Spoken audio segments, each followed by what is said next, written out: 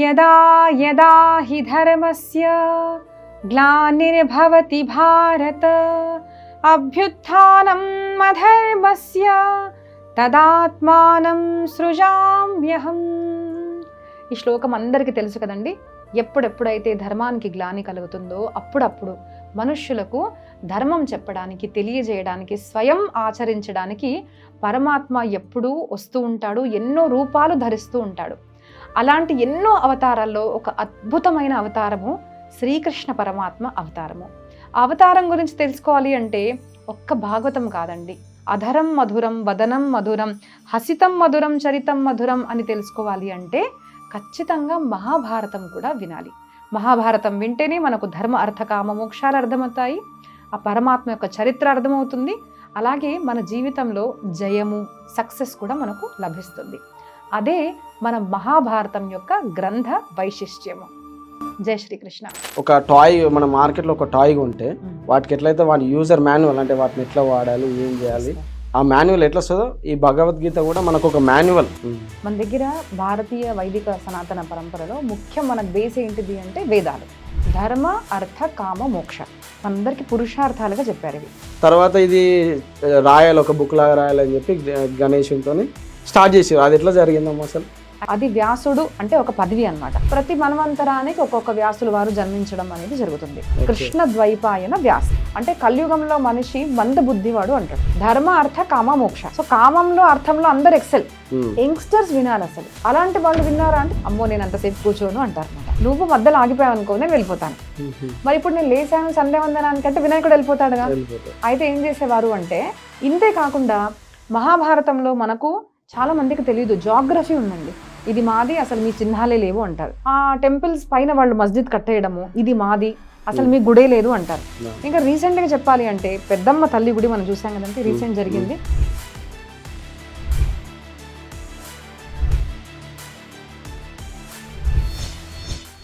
ఇన్ని దేవాలయాలు కూలుస్తుంటే పడుకున్నాడా మనిషి? ఏ పృథ్వీ మీద ఏ లాటిట్యూడ్ లాంగిట్యూడ్ లో కాశీ వస్తుంది, బద్రీనాథ్ ఎక్కడ వస్తుంది, రామేశ్వరం ఎక్కడ వస్తుంది? మీరు చూడండి, వెన్ ఇందిరాగాంధీ వాజ్ దేర్, నస్బందీ అని చెప్పారు. నస్బందీ చేసే వాళ్లకు మనీ ఇచ్చారు. ఈ అట్లీస్ట్ బీజేపీ వచ్చిందన్నా కొంచెం నాకు నమ్మకం ఉంటుంది. లేదంటే శివాజీ మహారాజ్, ఛత్రపతి శివాజీ మహారాజ్ గా మారడానికి కారణము Mahabharatam. Who listens to history they create history. Mahabharatam గ్రంథం పేరు మహాభారతం కాదు. మీ చుట్టుపక్కల ఇంటి పక్కన ఎవరైనా బ్రాహ్మణ్ బాధపడుతున్నాడు, పూరున్నారు అంటే మీరు పాపం తింటున్నారు అనుకోవాలి. గో బ్రాహ్మణ హితార్థాయ దేశస్య హితాయ చ. పాదాన్ని తీసుకెళ్లి గుహలో బంధిస్తారు 100 పిల్లలు, రోజుకొక ఒకరి సరిపోయేంత ఫుడ్ ఇస్తారు. హిట్లర్ గురించి చదివాను, టిప్పు సుల్తాన్ గురించి చదివాను, చెత్త వాళ్ళని హీరో అని చెప్తూ చదివాను. ఇప్పుడు కూడా మనం కనుక చూస్తే ఔరంగజేబ్ హీరో అంటున్నారు. ఛత్రపతి శివాజీ మహారాజ్ గురించి చెప్పారా? రాణి పద్మావతి గురించి చెప్పారా? దుర్గమ్మ తల్లి గురించి అసలు ఇలాంటి వాళ్ళ గురించి చెప్పలేదు. ఝాన్సీకి రాణి, జీజామాత, ఎన్నెన్నో ఇంకా అసలు thousands of people. Is it not non sense? అసలు అది ఏంటిదో కూడా తెలియదు. రేపు ప్రాణం అడుగుతాడా ఏం అడుగుతాడా కూడా తెలియదు.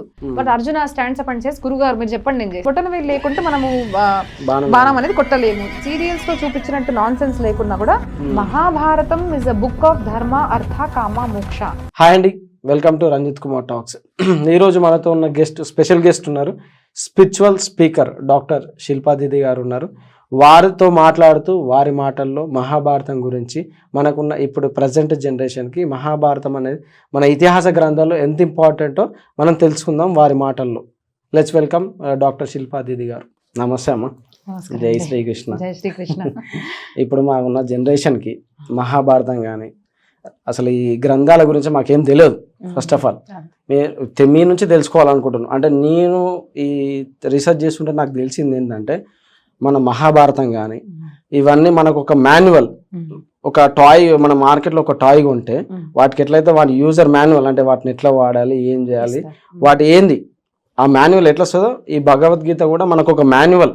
అంటే మనిషి ఎట్లా బతకాలి, ఎవరితో ఎట్లా బిహేవ్ చేయాలి, జీవితాంతం ఎట్లా ఏ స్టేజ్లో ఎట్లా ఉండాలి, అసలు వేదవ్యాసులు రాసిన మహాభారతం గురించి మీ నుంచి తెలుసుకోవాలనుకుంటున్నా. అసలు ఏంటి, ఎట్లా స్టార్ట్ అయిందమ్మా? మహాభారతం అంటే ఇతిహాసం అండి. మన దగ్గర భారతీయ వైదిక సనాతన పరంపరలో ముఖ్యం మనకు బేస్ ఏంటిది అంటే వేదాలు. వేదాల్లో మంత్రాలు ఉంటాయి, ఉపనిషత్తులో మంత్రాలు ఉంటాయి, మనకు శ్లోకాలు కూడా ఉంటాయి. సో ఆ వేదంలో ఉన్న తాత్పర్యం మనకు అర్థం అవ్వాలని వేదవ్యాసుల వారు మనకు 18 పురాణాలు 18 ఉప పురాణాలు రాశారు. అలాగే ఒక మహా అద్భుతమైన గ్రంథము అంటే మహాభారతం రాశారు. ఆ మహాభారతం ఏంటిది అంటే అది ఇతిహాసం. అంటే ఇవి కూడా మా పురాణాలు కూడా ఎలాగంటే నిజంగా జరిగిన స్టోరీసే, అంటే నిజంగా జరిగిన కథలే, కానీ సూత్రవత్ ఏ స్టోరీ అంటే ప్రతిదానికి ఒక మోరల్ చెప్పారనమాట. ఆ మోరల్ అంటే ఏంటిది, వేదంలో చెప్పిన ధర్మము అధర్మము అది ఒక స్టోరీ వైజ్ గా మనకు పురాణాల్లో చెప్పారు, అవి జరిగినవి. కానీ మహాభారతం ఏదైతే ఉందో ధర్మ అర్థ కామ మోక్ష అందరికి పురుషార్థాలుగా చెప్పారు ఇవి. అది చెప్పడానికి రాసిన గ్రంథం ఏదైతే ఉందో అది మహాభారతము. దాన్ని ఇతిహాసము అంటారు. ఇతిహాస అంటే ఇది జరిగినది, ఇలాగే ఉంది, it was like this. So జరిగింది ఎలా జరిగిందో అలాగే అని రాశారు. దాంట్లో ఏది కూడా మోడిఫికేషన్స్ చేసి అలాగా ఏమి రాసినది కాదు. సో మహాభారతము రామాయణము ఇవి రెండు కూడా ఇతిహాస గ్రంథాలు అంటారు అన్నమాట మనం. ఓకే అమ్మ, అంటే నేను చూసిన దాని ప్రకారం వేదవ్యాసుల వారికి నిద్రలో లేకపోతే ధ్యానంలో అంటే ఒక స్వప్నం లాగా వచ్చి అంటే ఫ్యూచర్ లో ఇట్లా జరిగిపోతుంది అని చెప్పి వచ్చిందని విన్నా. సో దాన్ని ఆయన ఉన్న తపోశక్తి తోటి ఏం జరుగుతుంది చెప్పి చూసిరు. తర్వాత ఇది రాయాలి, ఒక బుక్ లాగా రాయాలని చెప్పి గణేశునితో స్టార్ట్ చేసారు. అది ఎట్లా జరిగిందమ్మా అసలు? యాక్చువల్లీ వేదవ్యాసుల వారు ఒకరు కాదండి. మనకు పురాణాల్లో మనకు శివపురాణంలో వస్తుంది 28 వ్యాసులు జరిగినట్టుగా సో వ్యాస అంటే పదవి, అంటే MLA, PM, prime minister, president ఎలాగా ఉంటుందో అది వ్యాసుడు అంటే ఒక పదవి అన్నమాట. వ్యాస అంటే ఏంటిది, విస్తరించేవాడు. అది ఒక భగవంతుడి కళావతారం. లైక్ శ్రీకృష్ణ, లైక్ రామ అంటే యుగ యుగానికి ప్రతి త్రేతాయుగంలో రాముడు వారు వస్తారు, ప్రతి ద్వాపర యుగంలో కృష్ణుడు వారు వస్తారు. అలాగే ఈ కలియుగం రాబోతుంది అంటే మనిషికి ఇతిహాసం తెలిసి ఉండాలి, పురాణాలు తెలియాలి, వేదాలు తెలియాలి. కాబట్టి వ్యాసుల వారు జన్మించడము ద్వాపర యుగంలో, తర్వాత ఈ ఇతిహాస పురాణాలు కలియుగంలో ఉన్న మనుషుల కోసం చెప్పడం అనేది జరుగుతుంది. సో ప్రతి మన్వంతరానికి ఒక్కొక్క వ్యాసుల వారు జన్మించడం అనేది జరుగుతుంది. అయితే ఇప్పుడు మనము వినబోయే వ్యాస మహర్షి పేరు ఏంటిదంటే బాదరాయన కృష్ణ ద్వైపాయన వ్యాస. ఆయన పేరు కృష్ణ ద్వైపాయన వ్యాస, ఆయన పేరు. సో ప్రతి ఒక్క వ్యాసుల వారికి వేరే వేరే పేరు ఉంటుంది. శ్రీకృష్ణ ద్వైపాయన వ్యాస. అయితే బదరీ వనంలో ఉన్నారు, అంటే బదరీ ఫలాలు మన బద్రికాశ్రమంలో ఉంటాయి అనమాట. ఆ యొక్క వనంలో ఉన్నారు కాబట్టి బదరీ వనం, బాదరాయనుడు అని అలాగే ఇంకో పేరు అనమాట ఆయనది. శాస్త్రాల్ని విస్తరింపజేశాడు కాబట్టి వ్యాస మహర్షి ఇలాగ పేరు. But basic name is Srikrishna Dvaipaya ఆయన. అయితే ఏంటిది, ఋషులు అంటే ఎవరు అంటే సైంటిస్ట్ అన్నమాట. ఏదైతే మనం రీసెర్చ్ చేసి ఫైండ్ అవుట్ చేస్తే సమాజానికి మంచి జరుగుతుందో అని అదొక సైంటిఫిక్ గా వాళ్ళు ఒక ఎక్స్పెరిమెంట్ చేయడము, దానికి సమాజం కోసం బయటికి తీసుకొచ్చే వాళ్ళు మనం ఇప్పుడు సైంటిస్ట్ అంటాం. అయితే ఋషులు ఎలాగా ఉండేవాళ్ళు అంటే భౌతికంగా కాదు, ఆధ్యాత్మిక పరంగా కూడా, అంటే not only just socially financially కాకుండా ఆధ్యాత్మిక పరంగా కూడా మనిషికి ఒక ఆధారం అనేది ఉండాలి, ఒక మార్గదర్శనం అనేది ఉండాలి. కాబట్టి త్రికాలజ్ఞులు ఏమిటి అంటే ఆయనకు తెలుసు కలియుగంలో మనిషి ఆయుష్ తగ్గిపోతుంది, బుద్ధి తగ్గిపోతుంది. సో మందా సుమందమతయో మంద భాగ్య హిపద్రుతాహ అని మనకు భాగవతంలో అంటారు. అంటే కలియుగంలో మనిషి మంద బుద్ధివాడు అంటాడు. కొంతమంది నాకు తెలిసి అనొచ్చు, అదేంటి దక్క ఇంత వెల్ ఎడ్యుకేటెడ్ మేము ఇలా అంటున్నారు అనేసి. కానీ ఎందుకు మంద భాగ్యుడు మంద బుద్ధి వాళ్ళు అన్నారంటే, అసలు మనిషి జీవితం ఎందుకు అంటే ఆత్మోద్ధారం కోసం బతకాలి మనిషి. అలాంటి వాడు ఎంత బాగా తినొచ్చు అంటే డిఫరెంట్ కైండ్స్ ఆఫ్ తినే ప్రోడక్ట్స్ గురించి ఆలోచిస్తాడు. ఏ సుఖాన్ని ఏ ఇంద్రియంతో ఇంకా ఎలా బాగా అనుభవించవచ్చు అన్న దాంట్లో పడిపోయాడు. కానీ అరే నాకు ఇచ్చిన ఇంద్రియాలు, నా పరివారము, నా దేశము, ధర్మం కోసం మోక్షం కోసం అని ఆలోచించేవాడు కలియుగంలో తక్కువ. అందుకోసము మందభాగ్య హిపద్రుతాహ అంటే మంద్యభాగ్యులు అంటారు అన్నమాట. సో దాంట్లో అందరు ఎక్సెల్ అవుతారు. అంటే ధర్మ అర్థ కామ మోక్ష. సో కామంలో అర్థంలో అందరు ఎక్సెల్. డబ్బులు 10 రూపాయలది 1000 ఎలా చేయాలి, 1,00,000 ఎలా చేయాలి అందరికీ తెలుసు. కామోపభోగం అంటే ఓన్లీ సెక్సే కాదు, ఎనీథింగ్, ఏ సుఖమన్నా కూడా ఎలా అనుభవించాలి అన్న దాంట్లో అందరు ఎక్సెల్ అవుతారు. కానీ ధర్మం గురించి మోక్షం గురించి ఎంతమంది ఆలోచిస్తున్నారు? తక్కువ మంది. కాబట్టి కలియుగంలో అసలైన పురుషార్థాల గురించి ఆలోచించారు కాబట్టి వాళ్ళు మందభాగ్యులు అని చెప్పారు. అయితే మరి ఏం చేయాలి? పెద్ద పెద్ద గ్రంథాలు వాళ్ళు చదవలేరు. ప్రతి ఒక్క పురాణం కూడా చూస్తే ఎన్నెన్నో శ్లోకాలతో ఉంటుంది. ఇప్పుడు ఎంతోమంది ఉంటారు, ప్రవచనానికి వెళ్ళినప్పుడు ఎంతమంది అమ్మ రామాయణం విన్నారు అంటే ఏదో 5గురు 10 మందో అసలు చేతులు ఇస్తారు. అంటే ప్రాపర్ అండర్స్టాండింగ్ ఉండదు. సో భాగవతం, దేవి భాగవతం, శివపురాణము, రామాయణం ఇవన్నీ అసలు దూరం. దాంట్లోనూ మహాభారతం ఎంతమంది విన్నారు అంటే మహాభారతం అసలు విన్న వాళ్ళే ఉండరు. వెరీ రేర్, తక్కువ మంది. అవును. దాంట్లోనే ఏదో కొంచెం అలవాటు ఉన్న వాళ్ళు విన్నారు అంటే ముసలి వాళ్ళు, యంగ్స్టర్స్ వినాలి. అసలు అలాంటి వాళ్ళు విన్నారా అంటే తెలీదు, వినలేదు. ఎందుకు అంటే మందభాగ్యులు, మంద బుద్ధిమంతులు. అందుకోసం ఏం చేశారు అంటే సులువుగా ధర్మం అర్థమయ్యేటట్టుగా ఈ యొక్క గ్రంథాన్ని రాశారు. అయితే దానికి ఒక వేగం ఉండాలి కదా, ఫాస్ట్ గా రాయాలి. ఆలోచన మనకు టకటక వచ్చేస్తుంది, కానీ రాయడం ఫాస్ట్ గా రాదు. మరి ఎవరు రాస్తారు అంటే వినాయకుడిని ఆవహించి స్వామి మీరు ఇలా రాయాలి అంటే అమ్మో నేను అంతసేపు కూర్చోను అంటారన్నమాట. ఎందుకు అంటే అదేదో అంటే ఒక కథలాగా, అంతసేపు కూర్చోను అంటే అని అంటారు. లేదు స్వామి మీరే ఎలాగన్నా రాయాలి, నేను చెప్తాను మీకు అంటారు. అయితే ఈయన కూడా ఒక క్లాజ్ పెడతాడు, ఏంటిది అంటే నువ్వు మధ్యలో ఆగిపోయావు అనుకో నేను వెళ్ళిపోతాను. అయితే మన ఋషులకి ఏంటిది అంటే ఇప్పుడులాగా కాదు, అంటే అనుకూలంగా ఉన్నప్పుడు పూజ, అనుకూలంగా లేనప్పుడు అలా కాదు. సంధ్యావందనం చేయడానికి రోజు కూడా వ్యాస మహర్షి పొద్దున మధ్యాహ్నం సాయంత్రం లేసేవారు. మరి ఇప్పుడు నేను లేసాను సంధ్యావందనానికి అంటే వినాయకుడు వెళ్ళిపోతాడుగా. అయితే ఏం చేసేవారు అంటే దాంట్లో కొన్ని కూట శ్లోకాలు వస్తాయి మనకు. ప్రతి మహాభారతంలో చూడండి కొంచెం కొంచెం గ్యాప్ రాగానే కొన్ని శ్లోకాలు ఎలా ఉంటాయి అంటే దానికి మీనింగ్ అర్థం కాదు. వినాయకుడు అంతటి వాడు అంటే బుద్ధిమంతుడు కదా, అలాంటి వినాయకుడు కూడా ఆలోచిస్తాడు మరి దీనికి మీనింగ్ ఏంటిది. అయితే వ్యాసుల వారు చెప్పారు నీకు అర్థం అయినప్పుడే నువ్వు రాయాలి, అర్థం కాలేదంటే ఆగిపోవాలి. సో అలాంటి ఒక క్లాజ్ ఇచ్చేసి, అంటే పొడుపు కదా అంటారు చూడండి, అలాగే ఏదో ఒకటి ఇచ్చేసి అది అర్థమయ్యే లోపు సంధ్యావందనం చేసి వచ్చేసేవారు. సో అలాగ రాసిన గ్రంథము మహాభారత గ్రంథము. సో ఇతిహాసం అన్నమాట. రాసింది వినాయకుడు, కానీ చెప్పింది మనకు వ్యాస మహర్షి. అంటే ఎక్కడి నుంచి స్టార్ట్ అయిందమ్మా అసలు? యాక్చువల్లీ చాలా మంది ఏమనుకుంటారంటే మహాభారతము అంటే యుద్ధ గ్రంథము, దాంట్లో పాండవ కౌరవుల యుద్ధం మాత్రం ఉంది అనుకుంటారు. కురుక్షేత్రం గుర్తొస్తుంది అంటే అది కొంచెం ఫేమస్, అది ఇంపార్టెంట్ కూడా. కానీ దాంట్లో ఎన్నెన్నో చెప్పారు మనకు. ప్రారంభం ఎలాగా అవుతుందంటే అసలు గురు శిష్య పరంపర గురించి చెప్పారు మనకు. అక్కడ ఉపమన్యు కథ వస్తుంది, ఎన్నో గురువుల కథ వస్తుంది. దాని తర్వాత మనము భాగవతంలో గనక వింటే గరుడ పక్షి, అలాగే మనకు కాల్యమర్దన ఉంటుంది కదండి. సో నాగుపాముకు గరుడ పక్షికి ఉన్న ఇద్దరు తల్లులు, కద్రు మాత వీళ్ళు. సో కశ్యప మహర్షి ఇద్దరు భార్యలు అనమాట. సో వాళ్ళిద్దరికి జరిగిన గొడవ, ఎందుకు గొడవ జరిగింది, ఎందుకు ఆ కాళీయ నాగ్ అనేది మనకు యమునా నదిలో వచ్చి ఉండడం జరిగింది, ఎందుకు అంటే అక్కడ గరుడ పక్షికి శాపం. సో ఇదంతా కథా విస్తారం మనకు మహాభారతంలో వస్తుంది. సో ఇలాగ మెల్లమెల్లగా ప్రారంభం అవుతుంది అది. ఋషిమునుల కథలు, తర్వాత గురు పరంపర, ఇవన్నీ చెప్పేసి దెన్ ఎంతో మంది అంటే వంశం చెప్తారన్నమాట మనకు. డైరెక్ట్ గా మనకు పాండవ కౌరవుల గురించి చెప్పలేదు. కురు వంశం అంటే ఏంటిది, ఎక్కడి నుంచి ప్రారంభమైంది, దాంట్లో ఉన్న రాజుల కథ అంటే పాస్ట్ కూడా చెప్పారు మనకు. దాని తర్వాత యుద్ధం వస్తుంది, దాని తర్వాత కథ అంటే దాదాపు 50 రాజుల కథ కూడా దాని తర్వాత మనకు చెప్పారు. ఇంతే కాకుండా మహాభారతంలో మనకు చాలా మందికి తెలియదు జాగ్రఫీ ఉందండి, which is very very important. ఎందుకు ఇంపార్టెంట్ అంటే ఇప్పుడు ల్యాండ్ జిహాద్ జరుగుతుంది కదండి, అది జరుగుతున్నప్పుడు ఏమంటున్నారు అంటే ఈ ప్రాంతం మాది. బద్రీనాథ్ నేను రీసెంట్ గా చూసాను, అది ఐ థింక్ 6-7 months అవుతుంది. ఇంకా అన్ని చోట్ల మనం చూస్తున్నాము, వాళ్ళు ఎక్కడైతే నమాజ్ చదివారో ఇది మాది అంటున్నారు, ఇది మాది, అసలు మీ చిహ్నాలే లేవు అంటారు. ఎన్నెన్నో ఇన్స్టాగ్రామ్ లో కూడా చూస్తుంటాను, ఆ టెంపుల్స్ పైన వాళ్ళు మస్జిద్ కట్టేయడము, ఇది మాది, అసలు మీ గుడే లేదు అంటారు. ఇంకా రీసెంట్ గా చెప్పాలి అంటే పెద్దమ్మ తల్లి గుడి మనం చూసాం కదండి, రీసెంట్ జరిగింది, అసలు అక్కడ గుడే లేదు అని చెప్తున్నారు. అంటే ఇప్పుడే కదండి జరిగింది. సో ఇలాంటివి పురాతనంలో ఎన్నో జరిగాయి. సో అది మనకు చెందుతాయి, భారతీయ సనాతన ధర్మానికి చెందుతాయి అని చెప్పడానికి ప్రూఫ్ ఎక్కడుంది అంటే మనకు మహాభారతంలో ఉంది, మన పురాణాల్లో ఉంది.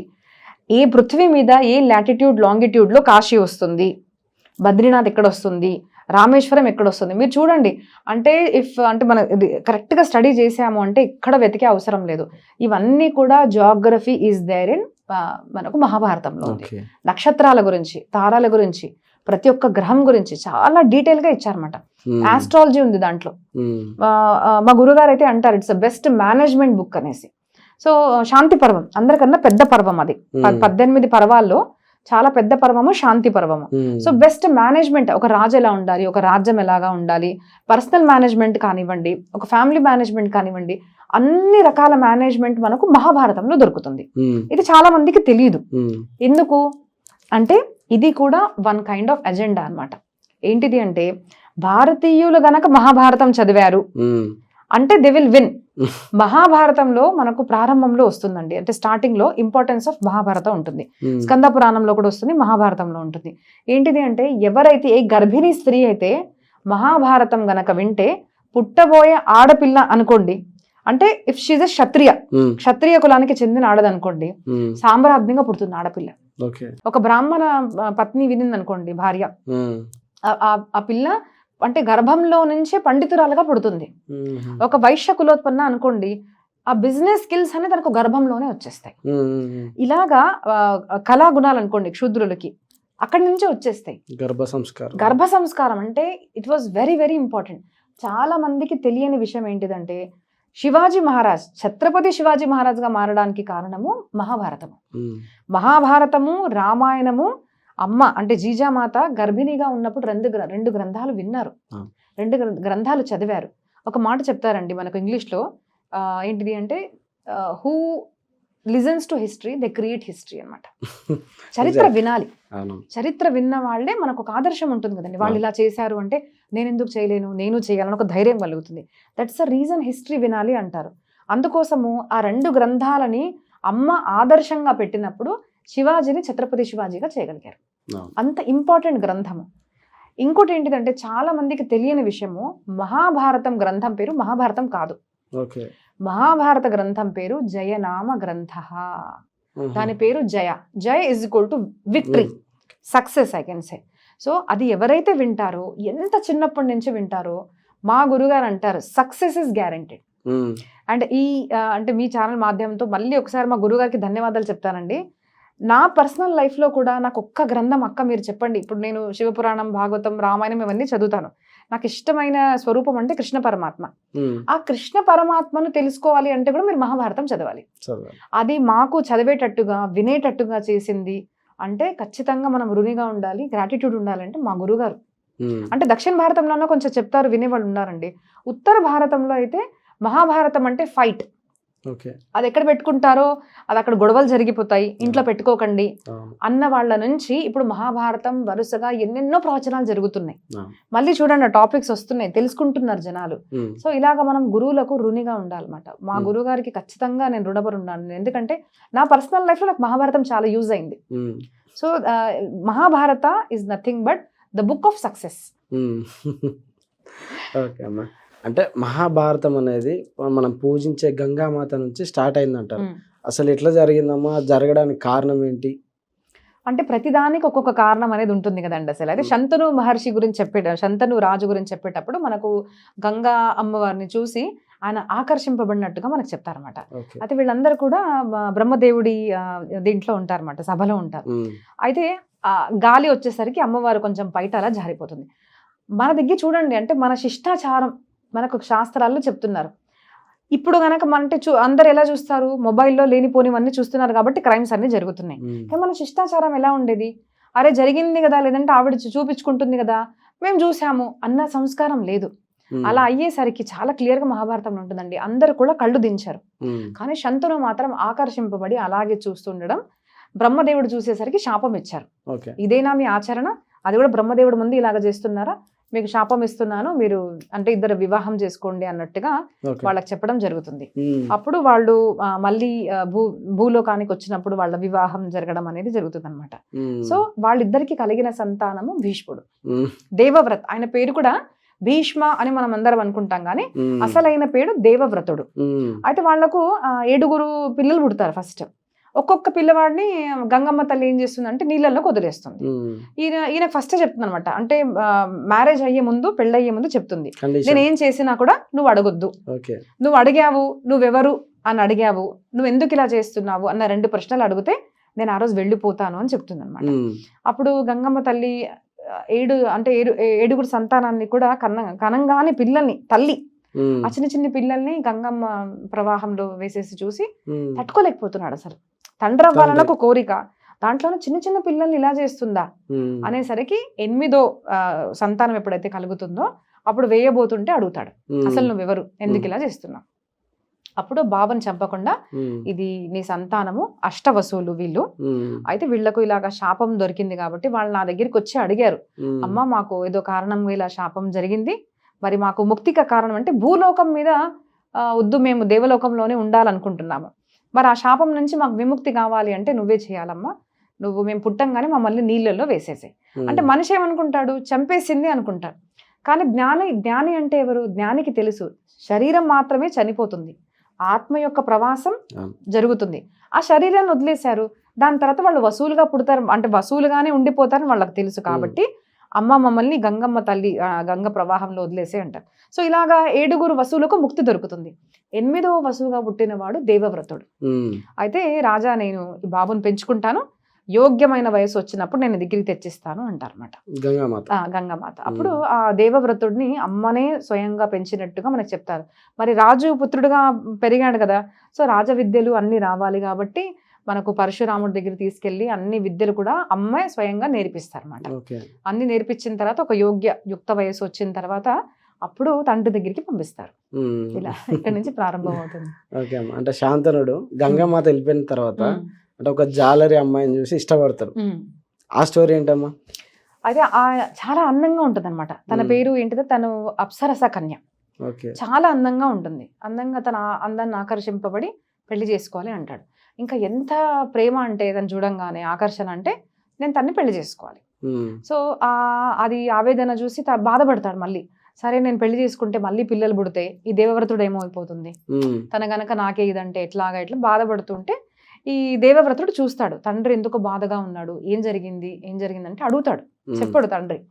అలా అనేసరికి రోజు నాన్నగారు ఎక్కడికి వెళ్తున్నారు, ఏం జరుగుతుంది అని మంత్రులను అడిగి మొత్తం అంతా తెలుసుకుంటారు అనమాట. ఇలాగా మత్స్యగంధ అన్న అమ్మాయిని చూసి ఇష్టపడ్డారు, కానీ అక్కడికి వెళ్ళి అడిగిన తర్వాత కూడా ఆ మత్స్యగంధ యొక్క తండ్రి ఇవ్వను అని చెప్పాడు అనమాట. ఎందుకంటే నీకు ఆల్రెడీ పెళ్ళై, అంటే నీకు పుత్రుడు ఉన్నాడు, మరి తను కదా రాజవుతాడు, మరి నా కూతురు పిల్లల సంతానం విషయం ఏంటిది, వాళ్ళకంతా ప్రాపర్టీ వెళ్ళిపోతుంది, సో నేను అలాగా చెయ్యను అని చెప్తారు అనమాట. అప్పుడు ఆ అమ్మాయిని మర్చిపోలేక దేవవ్రతుడికి, అంటే స్వయంగా ఉన్న కొడుకును అన్యాయం చేయలేక నేను నిర్ణయం తీసుకోలేకపోతున్నాడు, బాధపడుతున్నాడు. అది చూసేసరికి పుత్రధర్మం, తండ్రి గారు కదండి సంతోషంగా ఉండాలి అనేసరికి అక్కడికి వెళ్ళి ఎంతో మాట్లాడతారు అనమాట. లేదండి మీరు మీ కూతుర్ని మాకు ఇవ్వాలి, నేను అసలు పిల్లల్ని కనను అని చెప్తాడు. పిల్లల్ని కనను అంటే లేదు అట్లా కాదు, మనం నమ్మలేము, నువ్వు ప్రాపర్టీ అడగవు కానీ రేపు నీ పిల్లలు అడగొచ్చు, లేదంటే పిల్లలు అడగొచ్చు అని అంటారన్నమాట. అప్పుడు లేదు నేను పిల్లలే కనను అంటారన్నమాట. మళ్ళీ ఆయన ఏదో ఇంకా ఇట్లా క్లించింగ్ పాయింట్స్, మీ భార్య చేయొచ్చు, మీ పిల్లలు చేయొచ్చు అంటే అప్పుడు తండ్రి కోసం ఆయన ప్రతిజ్ఞ చేస్తారనమాట. భీష్మ ప్రతిజ్ఞ అంటే కఠోరమైన ప్రతిజ్ఞ. ఏంటిది అంటే అసలు నేను ఆజీవనంగా బ్రహ్మచారిగా ఉండిపోతాను. ఆ ప్రతిజ్ఞ తీసుకోవడం వల్ల దేవతలందరూ కూడా పుష్పవృష్టి చేస్తారు. పుష్పవృష్టి చేసి భీష్మ అంటే ఒక యంగ్ ఏజ్ లో ఉన్నప్పుడు తండ్రి కోసము ఇట్లాంటి ప్రతిజ్ఞ తీసుకునేవాడు కొడుకు ఎక్కడ చూస్తామండి. సో నా భూతోన భవిష్యత్తు ఇలాంటి కొడుకున్నాడు కాబట్టి భీష్మ అన్న దేవతల ఆయనకి ఇచ్చిన పేరు. అప్పటి నుంచి ఆయనకు భీష్మ అని పేరు వచ్చింది అనమాట. సో ఆయన ఆజీవనంగా కూడా పెళ్లి చేసుకోకుండా ఉండడం జరుగుతుంది. ఈయనకు మత్స్యగంధకు పెళ్ళి అవుతుంది అనమాట శంతనుకి. సో తర్వాత వాళ్ళ పిల్లలు ఇట్లాగా అనమాట వంశ పరంపర. అంటే వాళ్ళకి పిల్లలు కలిగిన తర్వాత కూడా నేను విన్నామ్మా, అంటే వాళ్ళకు మళ్ళీ వాళ్ళ పిల్లలు కలగట్లేదు అని విన్నా. అంటే వ్యాస మహర్షిని పిలిచి అది వాళ్ళ ద్వారా సంతానం కలిగేటట్టు చేసిరని విన్నా. ఏంటమ్మా స్టోరీ, అసలు ఏం జరిగింది? అంటే వాళ్ళకు సంతానం కలుగుతుంది కానీ ఒక సంతానము విచిత్ర వీరుడు చిత్రాంగదుడు, అయితే ఒకడేమో రోగంతో చనిపోతాడు, ఇంకొక ఆయనేమో విలాసి, అంటే అన్య స్త్రీలతో తిరగడం కానివ్వండి, తాగడం కానివ్వండి, ఇలాగా చెడు మార్గంలోకి వెళ్ళిపోయి తల్లి ఎంత చెప్పినా కూడా వినలేదు. సో ఉన్న ఇద్దరు సంతానం కూడా, 2 అబ్బాయిలు చనిపోతారు.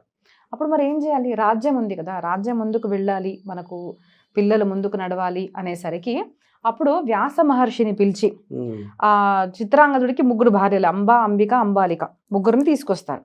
దాంట్లో కూడా మళ్ళీ ఒక స్టోరీ ఉంటుంది. మొదటి అమ్మాయి అంబ, తనేమంటుందంటే నేను అసలు పెళ్లి చేసుకొని నేను ఇంకొక ఆయనని ప్రేమించాను అంటే చూడండి, అప్పటి కాలంలో అమ్మాయికి ఇండిపెండెన్స్ ఉండేది, నీ వరుడు నువ్వు చూస్ చేసుకోవచ్చు. అలా అనేసరికి ఆ అమ్మాయేమో భీష్ముడిని పిలిచి అంటుంది అనమాట, ఎందుకు అమ్మాయిని మరి తీసుకొచ్చావు, తనకి ఇష్టమైన అబ్బాయి వేరే కదా, నువ్వు అక్కడ పంపించేసి అంటే రెస్పెక్ట్ఫుల్ గా అమ్మాయిని ఆ రాజు దగ్గరికి తీసుకెళ్తారు. తను పెళ్లి చేసుకోడు అంటాడు, ఎందుకంటే నీకు ఆల్రెడీ వేరే పురుషుడు వచ్చి తీసుకెళ్లిపోయాడు, నేను పెళ్లి చేసుకోను. తినేమంటుంది, ఇప్పుడు ఆయన చేసుకోవడం లేదు, నువ్వు నన్ను తీసుకొచ్చావు కాబట్టి నువ్వు నన్ను చేసుకో భీష్ముడిని. భీష్ముడేమో నేను చేసుకోను అంటాడు, ప్రతిజ్ఞ చేశాడు. అయితే మరి నేను గురువు గారి దగ్గరికి వెళ్తాను అని చెప్పేసి ఆవిడ పరశురాముడి దగ్గరికి వెళ్ళిపోతుంది. సో పరశురాముడు కూడా గురువు గారు చెప్పిన తర్వాత కూడా లేదు, నా ప్రతిజ్ఞ నేను చేశాను, నాకు మీ మీద విరోధం లేదు, కానీ నేను పెళ్లి చేసుకోను అన్నప్పుడు గురువుకు విరోధం లేదు. యుద్ధం జరిగే ముందు రోజు కూడా గురువుకి నమస్కారం చేసేవారు ఆయన. కానీ యుద్ధం చేశారు ఇద్దరు కలిసి చాలా యుద్ధం చేసినా సాగడం లేదు. అంటే పరశురాముడు శిష్యుడు ఇద్దరు గొప్పవాళ్ళు కదండి, గురువు శిష్యులు ఇద్దరు గొప్పవాళ్ళు. యుద్ధం ఆగడం లేదు. అప్పుడు గంగామాత అమ్మ తల్లి వచ్చి, గురుగారు మీరే బాణం వేయకండి, ఎందుకంటే మీరు వేసారంటే ఆయన ఖచ్చితంగా వేస్తాడు, మీరే ఆపేసండి అనేసరికి పరశురాముడు బాణం వేయలేదనమాట. అప్పుడు అలాగా యుద్ధం ఆగిపోతుంది. అప్పుడు ఆవిడ ప్రణామం చేస్తుంది, ఏంటిదంటే నాకు నా జీవితాన్ని ఇలా నాశనం చేశాడు, ఆయన పెళ్లి చేసుకోలేదు, భీష్ముడు పెళ్లి చేసుకోలేదు, నేను ఎలాగన్నా మళ్ళీ పుట్టి నేను నిన్ను చంపేస్తాను. అప్పుడు ఆవిడ తపశ్చర్య చేస్తుంది అంబిక. తను బాగా తపశ్చర్య చేసి మళ్ళీ వచ్చే జన్మలో మళ్ళీ తను పుట్టడం అనేది జరుగుతుంది అనమాట. మళ్ళీ ఇదే వంశంలో ద్రౌపది యొక్క తమ్ముడుగా పుట్టడం అనేది జరుగుతుంది భీష్ముడిని చంపడానికి. సో అదొక స్టోరీ. సో ఇద్దరు ఉంటారు, అంబిక అంబాలిక. సో అంబాలిక ఇద్దరు మ్యారేజ్ అయిపోతుంది. అప్పుడు వీళ్ళిద్దరితో మరి సంతానం కలగాలి కదా, ఎవరు లేరు అనేసరికి వ్యాస మహర్షి కూడా పుత్రుడే కదండి అనేసరికి వ్యాస మహర్షిని అమ్మ పిలుస్తారన్నమాట. సో ఇక్కడ చాలా మంది ఏమనుకుంటారు అంటే, రీసెంట్గా ఒక పిక్చర్ వచ్చింది, movie I think Vicky Donor అనుకుంటా నాకు తెలిసి. సో దాంట్లో ఏమిటిదంటే వాళ్ళు సిమెంట్ డోనార్ చేస్తారు, సిమెంట్ డొనేట్ చేసేసి ఈ IVF ద్వారా కూడా పిల్లలు అంటున్నారు కదా చాలా మంది.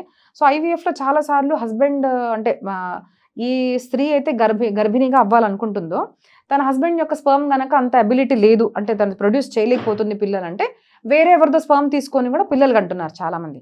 దానికి ఒక లాస్ట్ లో ఏం చేశారంటే మహాభారతంది వాళ్ళు తీసుకున్నారు, అప్పుడు కూడా జరిగింది కదా ఇట్లా అంటారన్నమాట.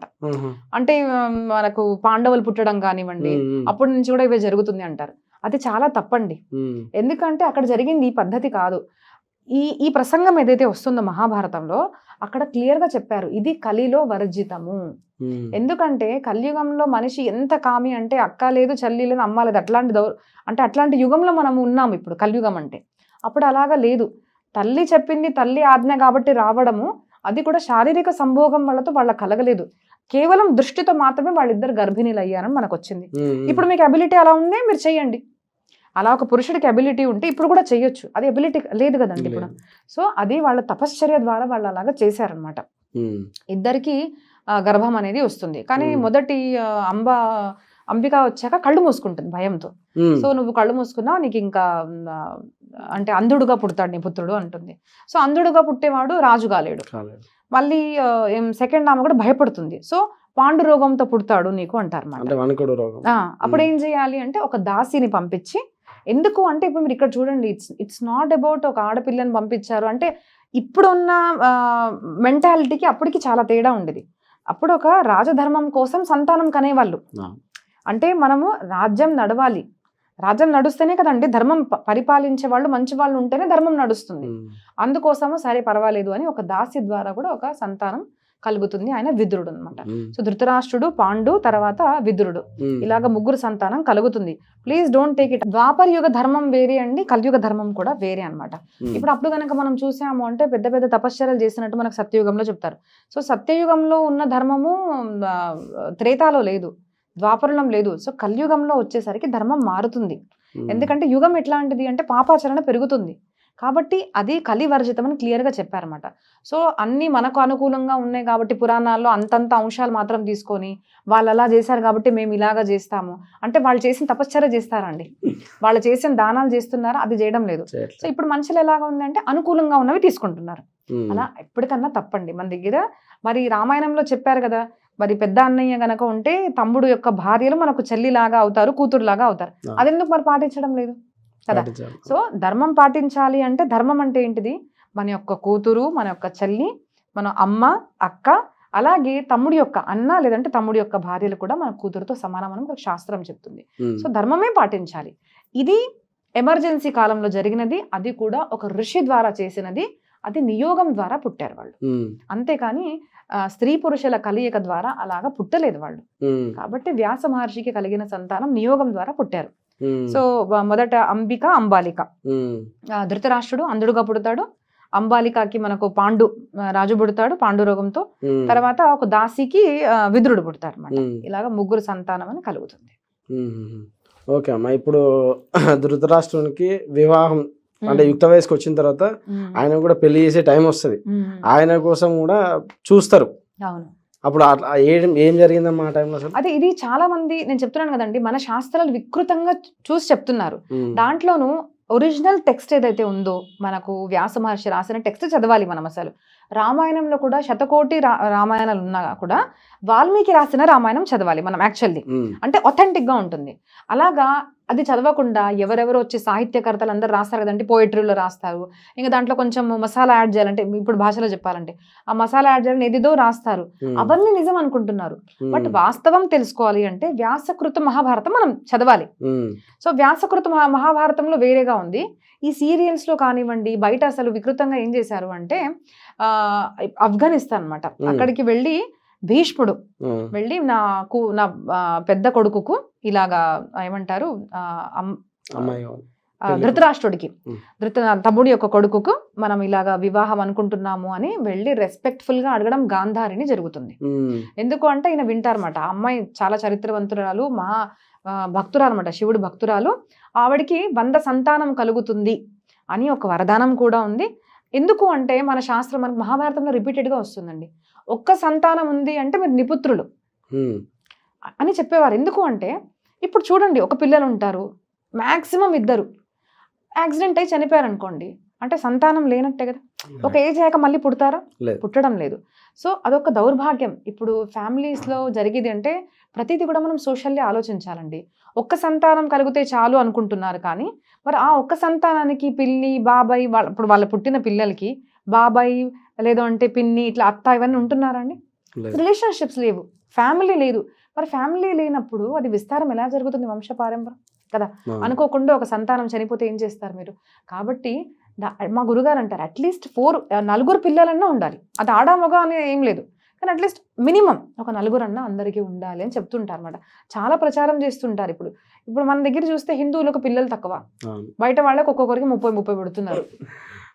అంటే మన పుట్టరు అన్నది కాదు, మనం ఏం చేస్తున్నాము అంటే, ఇది కూడా ఒక అంటే I can say when Indira Gandhi was there, నస్బందీ అని చెప్పారు, నస్బందీ చేసే వాళ్లకు మనీ ఇచ్చారు.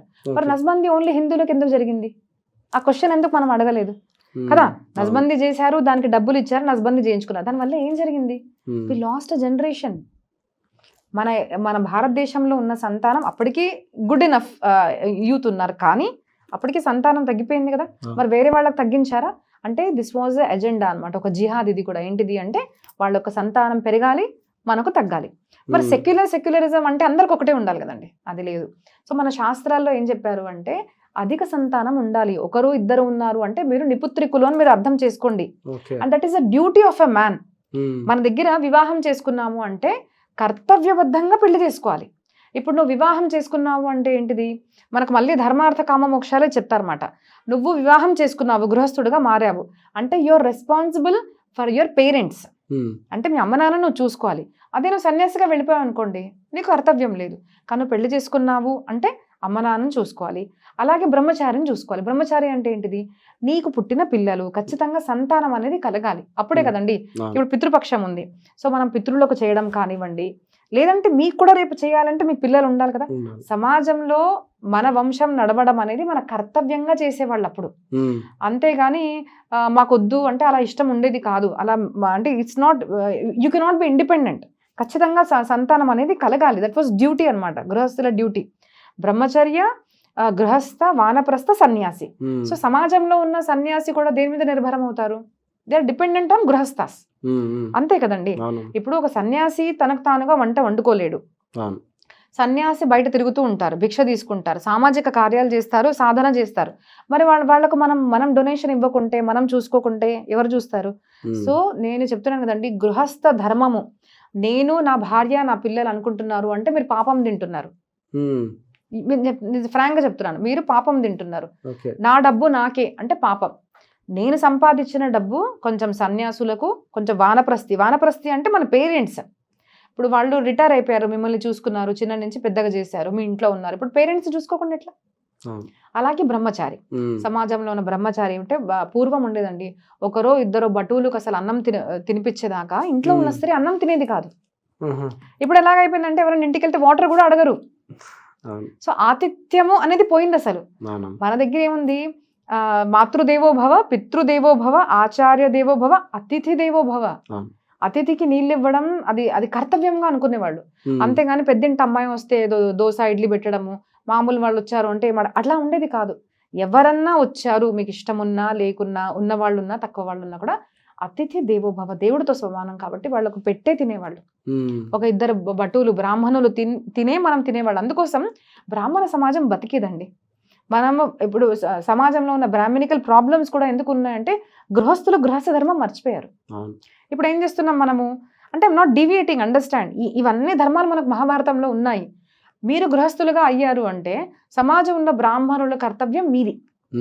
ప్రతి ఒక్క ఋషి కానివ్వండి, బ్రాహ్మణులు కానివ్వండి, మనం గనక వాళ్ళకి వెళ్ళి డొనేషన్స్ ఇవ్వలేదు, మనం దక్షిణ ఇవ్వలేదు, మనం వస్త్రాలు ఇవ్వలేదు అంటే వాళ్ళు ఎలా బతుకుతారండి? చాలా మంది ఏం చేస్తారు అంటే వాళ్ళకి ఎందుకు ఇవ్వడము, టెంపుల్స్ లో పెట్టుకున్న మళ్ళీ మన గుడ్లు కూడా ఏదైతే ఉన్నాయో అవి కూడా ఎండోమెంట్ కిందకి వెళ్ళిపోయాయి. వాళ్ళు కూడా ఏం చేస్తారు, వచ్చిన ఇన్కమ్ మీరు హుండీలో వేయాలి. మరి బ్రాహ్మణుడికి ఏమీ ఇవ్వకుంటే శాలరీ మీద బతుకుతే తన భార్య, పిల్లలు, అమ్మ, నాన్న, ఇంటి రెంట్, బట్టలు ఇవన్నీ ఎక్కడ వస్తాయండి? మనం ఒక చీర పెట్టామంటే బ్లౌజ్ కుట్టుకోవడానికైనా డబ్బులు కావాలి కదా. వాళ్ళ పిల్లలు ఎక్కడ చదువుకుంటారు? ఏ స్కూల్ కూడా మీరు బ్రాహ్మణ్స్ కదండి, ఫ్రీ ఎడ్యుకేషన్ ఇవ్వడం లేదు కదా. వాళ్ళకి హాస్పిటల్ వస్తుందంటే మనం ఇస్తున్నామా? So that was our duty అనమాట. ఒక బ్రాహ్మణ్ బతకాలి. మీ చుట్టుపక్కల ఇంటి పక్కన ఎవరైనా బ్రాహ్మణ్ బాధపడుతున్నాడు, పూరున్నారు అంటే మీరు పాపం తింటున్నారు అనుకోవాలి. This is the message for గృహస్థాస్ in Mahabharata. So మనకున్న సంపాదన మనం బ్రాహ్మణులకు, బ్రహ్మచారి భటులు ఉంటారు కదండి, వేదం నేర్చుకుంటారు వాళ్లకు, అలాగే వానప్రస్థులు అంటే మన పేరెంట్స్ కి, తాతయ్య, అమ్మమ్మ, అమ్మ, నాన్న ఉన్నారంటే మనం చూసుకోవాలి, మన బాధ్యత, దట్ ఈస్ డ్యూటీ, అది ధర్మం అన్నమాట. దాని తర్వాత సన్యాసి. సో మనం ఎవరికన్నా బట్టలు పెట్టాము, అన్నదానం చేస్తున్నాం అంటే గొప్ప అనుకోకండి. చాలా మందికి తెలియదు, దానం చేసేటప్పుడు దానం ఇచ్చిన తర్వాత ధన్యవాదాలు చెప్తారు. ఎవరికన్నా భోజనం పెట్టామంటే దక్షిణ ఇస్తాం మనము, అది మన పద్ధతి. అంటే మీరు మా ఇంట్లో భోజనం చేస్తే నేను మీకు దక్షిణ ఇవ్వాలి. ఎందుకు? ఉల్టా కదండి. ఇప్పుడు ఏమైందంటే ఎవరైనా ఏదైనా పెడితే మనము అమ్ముతున్నాం అన్నాన్ని. అలా అమ్మేవారు కాదు. అరే నాకు సేవని ప్రసాదించావు కాబట్టి దక్షిణ కూడా ఇచ్చేవాడు. అదొక పద్ధతి. బ్రాహ్మణ భోజనం చేసినా, ఎవరన్నా ఇంట్లో వచ్చి భోజనం చేసినా కూడా వాళ్ళకి రిటర్న్ గిఫ్ట్స్ ఇప్పుడు అంటారు కదండి, అవి అందరికీ కంపల్సరీ ఉండేవి. దక్షిణ ఇవ్వాలి, ఎందుకంటే వాళ్ళు మనకు సర్వీస్ ఇచ్చారు. అదే మేము ఎవరింట్లో తినము అన్నారనుకోండి, అప్పుడు ఎంత అంటే మనము ఎలా మరి పుణ్యం సంపాదించుకునేది? అన్నదానం చేయాలనుకున్నాం, ఎవ్వరు స్వీకరించడం లేదు, అప్పుడు ఎలాగా మరి? సో స్వీకరించే వాళ్ళు దొరకడం అనేది నీ భాగ్యం. కాబట్టి అన్నదానం ఇచ్చావు అంటే వాళ్ళకు మనము దక్షిణ కూడా ఇవ్వడం అనేది ఉంటుంది అనమాట. So this is the process అనమాట. ఏంటిది అంటే బ్రహ్మచర్యము, గృహస్థాశ్రమము, ఇది వానప్రస్థము, ఇదనమాట సన్యాసాశ్రమం. మీరు కంటిన్యూ చేసే ముందు అంటే ఎండోమెంట్ డిపార్ట్మెంట్ బ్రాహ్మణులకు శాలరీ ఇస్తున్నారు కదా, ఆ శాలరీ కూడా 5,000 10,000 లోపే ఉంటది. అవును, అంతే. ఆ శాలరీ మీదనే బతకాలంటే వాళ్ళు బతకలేరు. అంతే అంటే వాళ్ళు ఇప్పుడు మన ఆడియన్స్ కూడా శాలరీ, మాకు శాలరీ వస్తుంది, వాళ్ళకి శాలరీ వస్తుంది, బతకచ్చు, మేము బతుకుతాం, అట్లా రేజ్ చేస్తారు క్వశ్చన్స్. ఇప్పుడు అందుకే క్లారిటీ కోసం నేను అంటున్నా. ఇప్పుడు మనం చూస్తున్నామండి, మనం ఐటీ జాబ్ అన్నా కానివ్వండి, ఏదో జాబ్ అంటే 15, 20, 25, 30, 35, 50 ఉంటది. ఒక బ్రాహ్మణ్కి అంత శాలరీ మీరు చూపించండి, ఉండదు కదా. 5,000 to 10,000 ఇస్తారు. దాంట్లోనే ఒక్కసారి వాళ్ళ ఇంటి ఖర్చులు మీరు వేసుకోండి. అంటే మీకు ఒక గృహస్థులకి ఐడియా ఉంటుంది, I'm telling this for audience. ఒక్కసారి ఖర్చులు, మనం హైదరాబాద్ లో ఉంటాం, సిటీస్ లో ఉంటాం, ఒకసారి రాసుకోండి ఎంత ఖర్చు ఉంటుంది. 5-10,000 సరిపోతాయా? వచ్చే చీరలు కూడా మళ్ళీ టెంపుల్ వాళ్ళు తీసుకుంటారు, వచ్చే ధోతులు కూడా వాళ్ళు తీసుకుంటారు. అండ్ అవన్నీ పోనివ్వండి, బ్రాహ్మణులని ఒక ఏమంటారు పాచపని చేసే వాళ్ళలాగా చూస్తారు అన్నమాట. ఏంటిదంటే మేము ఇస్తున్నాం కదా, తీసుకో, ఇంతే తీసుకోవాలి. ఒక బ్రాహ్మణుడు చెప్పారండి, అమ్మ నాకు ఎవరో వచ్చి దక్షిణ ఇస్తే ఆ చైర్మన్ వచ్చేసి లాగేసుకున్నాడంట జేబులో నుంచి. ఎందుకు తీసుకున్నావని. అది నేను తీసుకోలేదమ్మా, నాకు వచ్చి చేతిలో పెట్టి స్వామి మీకు అంటే నేను తీసుకున్నాను, ఇలాగ దౌర్జన్యం చేస్తున్నారు, నాకు 3 పిల్లలు, నేను ఎలా బతకాలి అని చెప్పారు. మరి ఆలోచించండి, బ్రాహ్మణులు లేకుండా ధర్మం ఎలా నిలబడుతుంది? మనం ప్రతి ఒక్క 16 సంస్కారాలు కానివ్వండి, ఏ సంస్కారం అన్నా చేయాలి అంటే మనకు బ్రాహ్మణ్స్ కావాలి. సరే ఎవరన్నా అడగొచ్చు, వాళ్ళు ఇంకేమైనా జాబ్ చేసుకోవచ్చు కదా. అసలు బ్రాహ్మణ్ అంటే ఏంటిది? ఒకసారి వాళ్ళ జీవితం చూడండి. చిన్నప్పటి నుంచి అంటే భటువులకు, చిన్నపిల్లలకండి 5 years or 8 years జనేవు సంస్కారం చేసేస్తారు. చేసిన తర్వాత వాళ్ళు రోజుకు అంటే కంప్లీట్గా వేద పాఠశాలల్లో ఉండి 24/7 వాళ్ళ దినచర్య అలాగా లేకుంటే వేదం కంఠస్థం చేయలేరు. ఇప్పుడు నేను చూశాను కదా రీసెంట్గా, వాళ్ళకైనా మ్యాథమెటిక్స్ నేర్పిద్దామా అట్లాంటి పిల్లలకి, కొంచెం సైన్స్, కొంచెం కంప్యూటర్ వర్క్ నేర్పిద్దాము అంటే దెన్ ఐ సా అసలు వాళ్ళకున్న హెక్టిక్ దాంట్లో మనం ఇవన్నీ చేయడం ఇస్ అ బర్డన్. ఇప్పుడు ప్రాబ్లం ఏమైందంటే ప్రతి వాడికి అన్ని ఇలా వస్తాయండి. బ్రాహ్మణ్ పని చేయాలి, స్వధర్మే నిధనం శ్రేయ అని చెప్పారు కదా భగవద్గీతలో, అది. ఇప్పుడు ఏముంది అంటే బ్రాహ్మణ్కి ఇంజనీరింగ్ రావాలి, అన్ని రావాలనుకుంటారు, ఎట్లా వస్తుంది? Engineer should do his own work. ఇప్పుడు ఒక ఇంజనీర్ ఉన్నాడు అనుకోండి, ఇంట్లో ఎవరో చనిపోయాడానికి క్రియలు చేయడానికి బ్రాహ్మణుడే కదా కావాల్సింది. మీ ఇంట్లో ఎలక్ట్రికల్ వర్క్ వచ్చింది, ఆ ఎలక్ట్రికల్ వర్క్ చేయడానికి ఎలక్ట్రీషియనే కదా కావాల్సింది. ఏదో కార్పెంటర్ వర్క్ వచ్చింది, కార్పెంటర్ కదా కావాలి. ఇంట్లో పెళ్లి జరుగుతుంది, దానికి వీడియోగ్రాఫరే కదా కావాలి. అన్ని నేనే చేస్తా అంటే ఒక వీడియోగ్రాఫర్కి కార్పెంటర్ పని, పెయింట్ పని అన్ని నేర్పించలేం కదా. మనకు డిఫరెంట్ పీపుల్ కావాలి అంటే సమాజంలో అందరూ ఉండాలి. అలాగే Brahminical is not a caste. అది చాలా మంది ఒక పెద్ద ఎజెండాగా జరుగుతుంది. And I'm not really scared, నాకు అసలు భయం లేదు. ఇది శాస్త్రము, ఇది ధర్మము. Brahmin is not a caste, వర్ణము. మన దగ్గర బ్రాహ్మణ, క్షత్రియ, వైశ్య, శూద్ర, అలా ఇప్పుడు కళాకారులు ఉన్నారు కదండి, అది శూద్ర కిందకు వస్తుంది. బిజినెస్ క్లాస్ పీపుల్ వైశ్యాస్ కిందకి వస్తుంది, క్షత్రియాస్. ఈ రోజు మనం దేశంలో ఇక్కడ ఉన్నాము అంటే దానికి కారణము మన ఆర్మీ పీపుల్. ఆర్మీ వాళ్ళందరూ మనం వాళ్ళకి ఇస్తాం కదా, స్కాలర్షిప్ ఇస్తాము, వాళ్ళకి అన్ని ప్రొవైడ్ చేస్తున్నాం కదా. Then why not for Brahmins కి కూడా ఖచ్చితంగా గవర్నమెంట్, ఎందుకంటే రాజు వాళ్ళు ఖచ్చితంగా వాళ్ళ పిల్లలకి మీరు ఫ్రీగా అన్న స్కూల్ ఎడ్యుకేషన్ ఇవ్వాలి, వాళ్ళ అన్ని సౌకర్యాలు దేశంలో ఉన్న రాజు చూసుకోవాలి. ఇప్పుడు అలా మనం ఎక్స్పెక్ట్ చేయలేము, ఎందుకంటే వింత గవర్నమెంట్స్ వస్తున్నాయి మనకు.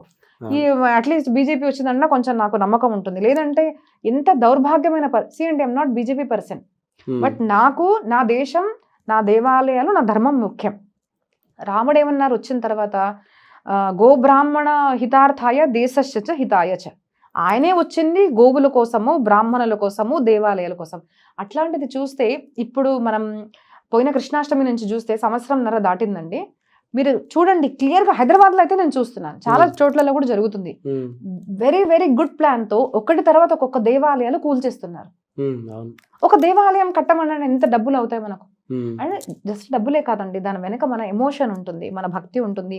అక్కడ దేవుడికి పెట్టే 10 రూపాయల కన్నా కూడా అన్నదానాలు, అధిక కార్యాలు వేరేగా జరుగుతాయి. శూద్రులు ఇప్పుడు ఫ్లవర్ బిజినెస్ చేసేవాళ్ళు కానివ్వండి, పండ్ల బిజినెస్ చేసేవాళ్ళు కానివ్వండి, ఫోటో బిజినెస్, మీరు బయట కూర్చునే వాళ్ళు అంతా బ్రాహ్మణ్స్ ఉంటారండి, ఎంతో బిజినెస్ జరుగుతుంది. అంటే ప్రతి వర్ణం వాడికి కూడా ఒక్క టెంపుల్ మనకు ఆధారం ఇస్తుంది. అలాంటి దేవాలయాన్ని ఒకటి తర్వాత ఒకటి కూల్చేస్తున్నారు అంటే నేను మాత్రం ఈసారి ఖచ్చితంగా చెప్తానండి, ప్రతి వాడు కర్తవ్యబద్ధంగా ఉండి అట్లా చెప్తాను ఖచ్చితంగా, దట్ ఈసారి హైదరాబాద్ రావాలి అన్న మన ప్రతి ఒక్క ప్రయత్నం ఉండాలి. ఎందుకంటే వాళ్ళు చేస్తున్నారు కార్యం కాబట్టి, వాళ్ళు చేస్తే మేము వాళ్ళకి ఓటిస్తాం. చేశారా? ఇప్పుడు ఉన్న సీఎం ఆధీనంలో ఏం జరుగుతుందండి? ఇన్ని దేవాలయాలు కూలుస్తుంటే పడుకున్నాడా మనిషి? హిందువే కదా, I think he is a Hindu, right? మరి మా దేవాలయాన్ని కూల్చే రాజుకు మేము ఎప్పుడు కూడా దీవెనలు ఇవ్వలేము. And mind it, this is not a word of pravachan కారండి, ఇది ఒక నార్మల్ పబ్లిక్ గా మాట్లాడుతున్నాడు మా ఆవేదన. దేవాలయాలు కూల్చేస్తున్నారు సంవత్సరం నుంచి అంటే గవర్నమెంట్ పడుకుందా? So they are answerable.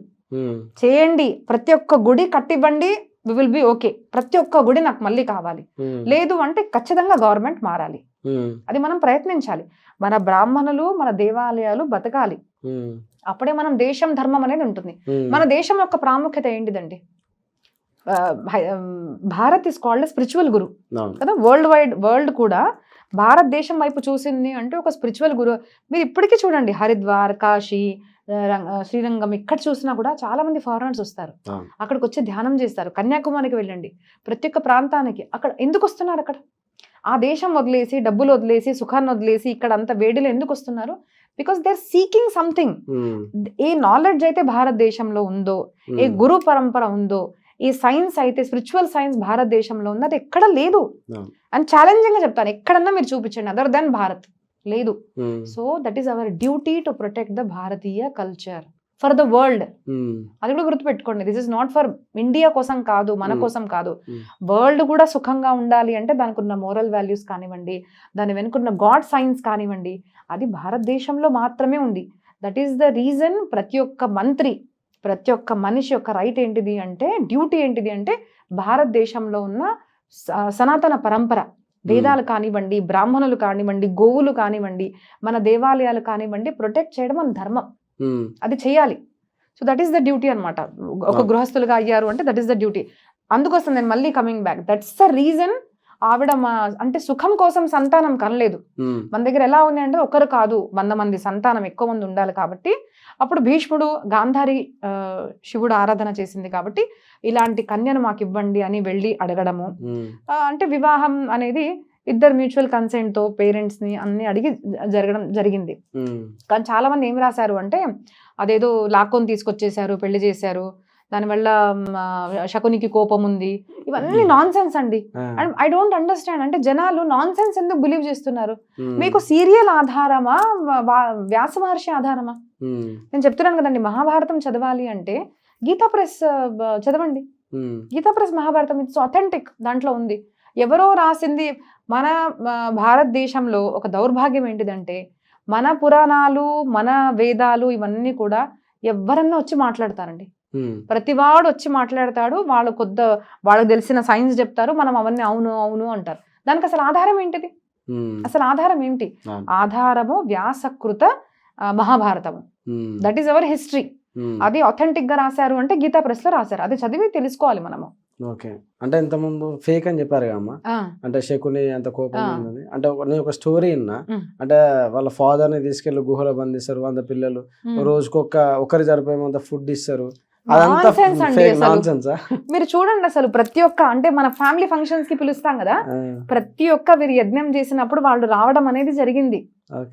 మీరు వినండి, రాజసూయ యజ్ఞం చేసిన తర్వాత కూడా అక్కడి నుంచి అక్కడ దొరికే షాల్వాల్ కానివ్వండి, అంటే ప్రతి ఒక్క ప్రాంతం నుంచి వచ్చే రాజు ఏమేమి తీసుకొచ్చారు అంటే దాంట్లో గాంధారి వాళ్ళ తండ్రి పేరు కూడా ఉంది. సో చెప్తున్నాను కదా, మనకు ఒరిజినల్ తెలియదు, మన ఇతిహాసాన్ని వికృతం చేసి మనకు చెప్తున్నారు. అంటే మీ హిస్టరీ ఇంత దౌర్జన్యంగా ఉంది, ఇంత ఇలా ఉంది అని చెప్తున్నారు, కానీ దాంట్లో ఉన్న బ్యూటీ ఎవరు చెప్పడం లేదు. That's the reason. నేను చెప్పాను కదండి, జయనామ గ్రంథ. మీరు మీ లైఫ్లో సక్సెస్ఫుల్ అవ్వాలి అంటే అథెంటిక్ మహాభారతం చదవండి. ఎంత చిన్న వయసులో ఉంటే అంత చిన్న వయసు నుంచి పిల్లలకి మహాభారతం చదవండి. నేను చెప్తున్నాను కదా, I'm taking the responsibility. That will give only success in your life. Success మాత్రమే వస్తుంది అలాంటి గ్రంథం మహాభారతం. బట్ అథెంటిక్ గా చదవాలి, ఈ నాన్ సెన్స్ కాదు. ఓకే అమ్మా, అంటే ఇప్పుడు పాండురాజుకి కుంతి దేవితో మ్యారేజ్ అయింది అమ్మ. అనగా బిఫోర్ కూడా బ్యాక్ స్టోరీ ఉంది, అంటే కర్ణుడు పుట్టడం, అంటే వారాలు ఇవ్వడం, ఆ స్టోరీ ఒకసారి చెప్పండి అమ్మ. అయితే మనకు గాంధారి పెళ్ళి అనేది ఇక్కడ అయిపోతుంది అనమాట. సెకండ్ వచ్చేసరికి పాండుకి ఏమవుతుంది అంటే కుంతిదేవితో వివాహం అనేది ఫస్ట్ మ్యారేజ్ అనమాట అవుతుంది. సో దానికి ముందు ఏం జరుగుతుంది అంటే Durvasa Maharshi. So Durvasa Maharshi is form of, అంటే శివుడు యొక్క అవతారము. ఆయన ఉగ్రంగా ఉంటారన్నమాట, చాలా అందరు భయపడుతుంటారు ఆయనని. ఆయన అసలు ఎవరి దగ్గరికి వెళ్ళారు అంటే శాపం ఇస్తారేమో అని అందరు భయం. అయితే ఆ కుంతి భోజుడు దగ్గరికి ఆయన వస్తారు. వచ్చేసరికి అందరు భయపడతారు, ఎవరు ఆయన సేవ చేయాలి, శాపం ఇస్తారేమో అని భయం.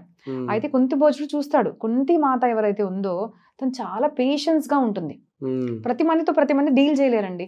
సో కుంతి మాతకున్న పేషెన్స్, తనే ఖచ్చితంగా మంచి సేవ చేయగలుగుతుందని ఆ ఋషి వాళ్ళ సేవలో కుంతి మాతను పెడతారు. చాలా చక్కగా సేవ చేస్తుంది. అయితే ఆయన ప్రసన్నుడు అయితే కూడా అంత పెద్ద పెద్ద వరాలు ఇస్తారు. అలా అయ్యేసరికి కుంతి, నీకు నేను ఒక వరం ఇస్తున్నాను, అడగకుండానే వెళ్ళేటప్పుడు ఒక వరం ఇస్తున్నాను, నీకు ఎప్పుడన్నా సంతానం కావాలి అంటే ఏ దేవతల్ని కూడా నువ్వు ఆహ్వానిస్తే వాళ్ళ యొక్క అంశాన్ని నువ్వు ధరించవచ్చు గర్భంలో అని చెప్తారన్నమాట. తనకు అప్పుడు ఎందుకు ఇచ్చారో అర్థం కాదు. సరే అనేసి తను తీసుకుంటుంది.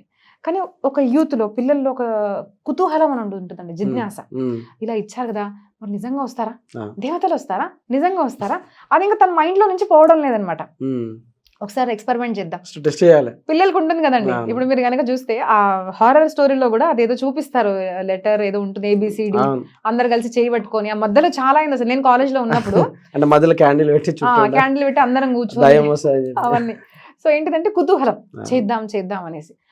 చిన్నపిల్ల కదా, ఏం చేసింది, సరే మనం చేద్దాం అనేసరికి సూర్యదేవుడిని పిలిచింది. తన కన్య, అంటే పెళ్లి కాలేదు ఇంకా. అలా అనేసరికి సూర్యదేవుడు వచ్చేసారు. మరి వచ్చి రిటర్న్ పంపించలేం తన్ని. తను చెప్పారు కానీ మర్చిపోయింది తను అది. ఇప్పుడు తనకు భయం వేసింది, అదేంటిది నిజంగా వచ్చేసారు ఇప్పుడు ఎలాగా అంటే. ఆయన అన్నారు, దేవతలు వచ్చిన తర్వాత వరం ఇవ్వకుండా వెళ్ళలేరు కుంతి, కాబట్టి నేను నీకు సంతానం ఇస్తున్నాను అనేసరికి అప్పుడు తనకు కర్ణుడు సంతానంగా పుడతారు. అయితే ఇక్కడ చాలా మంది ఏమనుకుంటారు, సంతానం కలగడము అంటే ఎప్పుడు కూడా దేవతల వీళ్ళ శారీరక సంభోగం జరిగి కలగడం అనేది కాదండి. ఇది మంత్రయుక్తంగా జరిగింది. ఇప్పుడు అవన్నీ వదిలేసేయండి, కొంతమంది నమ్మరు కదా. I tell you simple thing, male and female అంటే ఎంబ్రియో ఎగ్ కానివ్వండి స్పర్మ్ కానివ్వండి చేసేసి ఇప్పుడు ఒక చిన్న దీంట్లో కూడా పెట్టి యుక్తమైన టెంపరేచర్ పెట్టి దాంట్లో కూడా ఒక పిల్లవాడిని పెద్ద చేసినట్టుగా ప్రక్రియ ఇప్పుడు వచ్చింది. టెస్ట్ ట్యూబ్ బేబీ ఇప్పుడు అదైతే శారీరక కలయిక కలగలేదు కదా. When this is possible now, why not then? అదైతే దేవతల కలయిక. అండ్ దేవతలు ఎప్పుడు కూడా మనుషులతో వచ్చి అలాగా ఉండదు. అండ్ దట్ వాజ్ మంత్రయుక్తం, అందుకోసం మంత్రం ఇచ్చారు. అప్పుడు తన కలిగిన సంతానం కర్ణుడు. కానీ లోక మర్యాద కదా, మరి ఎలాగ చెప్పాలి, ఏమనుకుంటారు చూడండి. ఎలా ఉంటుందంటే మనము ఎంత నిజంగా ఉన్నా కూడా కొన్ని విషయాలు సామాజికంగా అందరూ స్వీకరించలేదు అంటే కష్టంగా ఉంటుంది. మనం ఎగ్జాంపుల్ చూసాము అంటే మన సమంత మూవీ వచ్చిందండి, ఏదంటే భరతుడి యొక్క జన్మ, మూవీ పేరేంటిది, శకుంతల. సో శకుంతలకు కలిగిన, సో వాళ్ళిద్దరు పెళ్లి ఎలా జరిగిందంటే గంధర్వ వివాహం. వాళ్ళిద్దరు ఎవరితో చెప్పుకోకుండా కూడా పెళ్లి చేసుకున్నారు, ఋషి కూడా లేరు. మరి అలాంటి నేను భార్య అని చెప్తే అందరూ స్వీకరించరేమో అనేసరికి నేను అసలు నిన్ను గుర్తుపట్టలేదు అంటారన్నమాట. ఎందుకంటే నాకు తెలుసు తిను ప్రతివ్రత, నేను చేసిన తప్పు కాదు, ఏదో ఒక దైవ సంకేతం వస్తుంది అనుకుంటారు. అప్పుడు ఏమవుతుంది, శకుంతల గర్భిణిగా ఉండి దుష్యంతుడి యొక్క దీంట్లో వస్తుంది అనమాట, కింగ్డమ్ లోకి వచ్చేసి అబద్ధం చెప్తావా, నన్ను గుర్తుపట్టను అంటావా, నీకు అసలు గుర్తుందా నువ్వు నన్ను పెళ్లి చేసుకున్నది, అది ఇది అంటుంది. అప్పుడు నేను అసలు నిన్ను గుర్తుపట్టను అంటే మహాభారతంలో వస్తుంది, ఆకాశవాణి అవుతుంది, దుష్యంత తప్పు చేస్తున్నావు, నువ్వు తన్ని స్వీకరించావు, నీ భార్య అయితే. అది తర్వాత చెప్తారు మన దుష్యంతుడు, అది నేను చేసింది, నేను నిన్ను యాక్సెప్ట్ చేయొచ్చు కానీ నేను ఒక బాధ్యతుడు అయినా ఒక పొజిషన్లో ఉన్నాను, నేను ఒక రాజుని, నేను గనక నా భార్య అని అంటే రేపు రాజు తప్పు చేస్తే ప్రజలు కూడా తప్పు చేస్తారు. అప్పుడు మనం చేసేది తప్పు కాదు అని తెలియడానికే నాకు తెలుసు నీ యొక్క పతివ్రత ధర్మం వల్ల ఏదో ఒక ఖచ్చితంగా మిరాకిల్ అనేది జరుగుతుంది, అందరికీ తెలిసింది కదా, ఇప్పుడు నేను స్వీకరిస్తాను అని చెప్పేసి అప్పుడు స్వీకరించడం జరుగుతుంది. అలాగా భరతుడు జన్మ అనేది జరుగుతుంది అనమాట. సో సామాజికంగా కూడా కొన్ని మనకు యాక్సెప్టెన్స్ అనేది కావాలి. అప్పుడు ఏమవుతుందంటే ఇక్కడ వీళ్ళు కూడా సామాజిక యాక్సెప్టెన్స్ కావాలి, లేదు కదా, ఏం చేయాలనేసి అప్పుడు తను చిన్న బుట్టలో వేసేసి కర్ణుడిని నీళ్ళల్లోకి వదిలేయడం జరుగుతుంది అనమాట. అప్పుడు తనకి ఒక సూత వీళ్ళు రాధేయ అన్న వాళ్ళు పెంచడం కర్ణుడిని జరుగుతుంది. దాని తర్వాత పాండురాజుతో వివాహం. ఓకే అమ్మా, అంటే ఇప్పుడు వీళ్ళకి పెళ్లి అయిపోయిన తర్వాత అంటే ఇప్పుడు ధృతరాష్ట్ర మహారాజా అయిపోతాడు, తర్వాత అన్న వీళ్ళు పాలిటిక్స్ అయితే ఉంటాయి జనరల్ గా. అంటే తర్వాత కూడా ఈ పాండురాజుకి పిల్లలు కలగరు, గాంధారికి ప్రెగ్నెన్సీ అవుతుంది, అక్కడ కూడా స్టోరీ జరుగుతాం అంటే వాళ్ళ పిల్లలు జరుగుతారేమో కలుగుతారేమో నాకన్నా ఫస్ట్ ఇట్లా జరుగుతూ ఉంటాయి. అసలు ఏం జరుగుతామో దానికన్నా ముందు ఏం జరిగిందంటే కుంతి మొదటి భార్య రెండో వివాహం చేసుకుంటారు పాండురాజు, మాద్రి. చాలా మందికి తెలియదు, పాండవులు అందరు కుంతి పుత్రులు అనుకుంటారు. That's a beauty of motherhood అండి. అంటే మాద్రి చనిపోయిన తర్వాత కూడా కుంతీదేవి 5 పిల్లల్ని ఎలా పెంచింది అంటే తన పిల్లల్లాగా పెంచింది. కాబట్టి చాలా మందికి అసలు ఇద్దరు తల్లి పిల్లలు అని తెలియదు అనమాట, అందరు కుంతి పిల్లలే అనుకుంటారు. సో మాద్రితో వివాహం అయిపోతుంది, ఇద్దరిని పెళ్లి చేసుకుంటాడు పాండురాజు.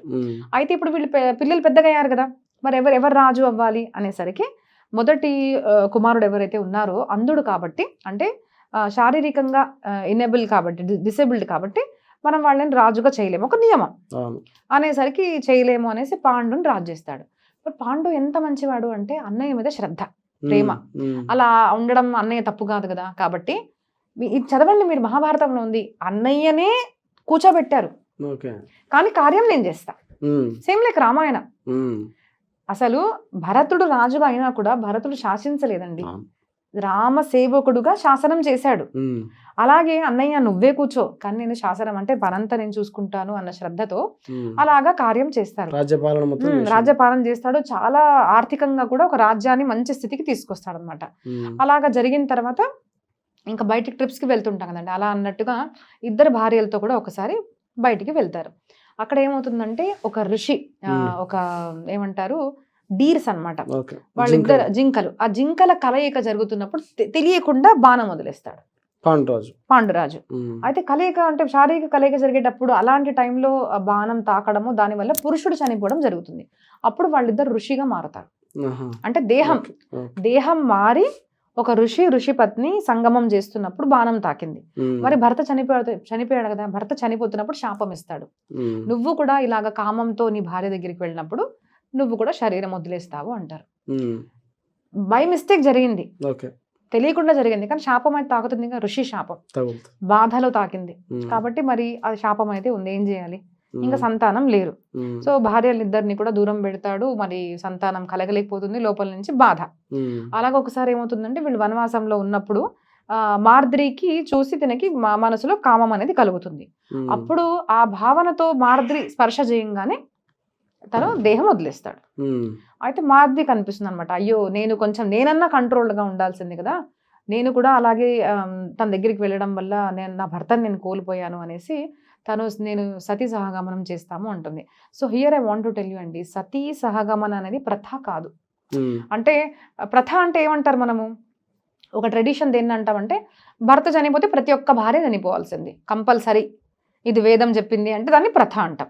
అలా లేదు. ఎందుకంటే మీరు చూడండి, దశరథ మహారాజు వెళ్ళిన తర్వాత 3 భార్యలు ఎవరన్నా వెళ్ళారా? ఎవరు వెళ్ళలేదు కదా. మీరు అన్ని పురాణాలు చదవండి, ఎక్కడ కూడా లేదు. సో కొన్ని చోట్ల ఏముంది అంటే ఆ భార్యలు బాధతో భర్త లేడు ఇంకా నేను ఎందుకు ఉంటాను, నేనే చనిపోతాను అని వాళ్ళకు వాళ్ళగా వెళ్ళడము సతీ సహగమనం అనేది ఉండేది. దట్ వాజ్ అంటే వాళ్ళ ఫ్రీ విల్ తో చేసేవాళ్ళు. మనం గనక చూస్తే రాణి పద్మావతి తనైతే జోహర్ చేసిందో, భర్త లేడు అంటే ఇంకా నేను బతకను.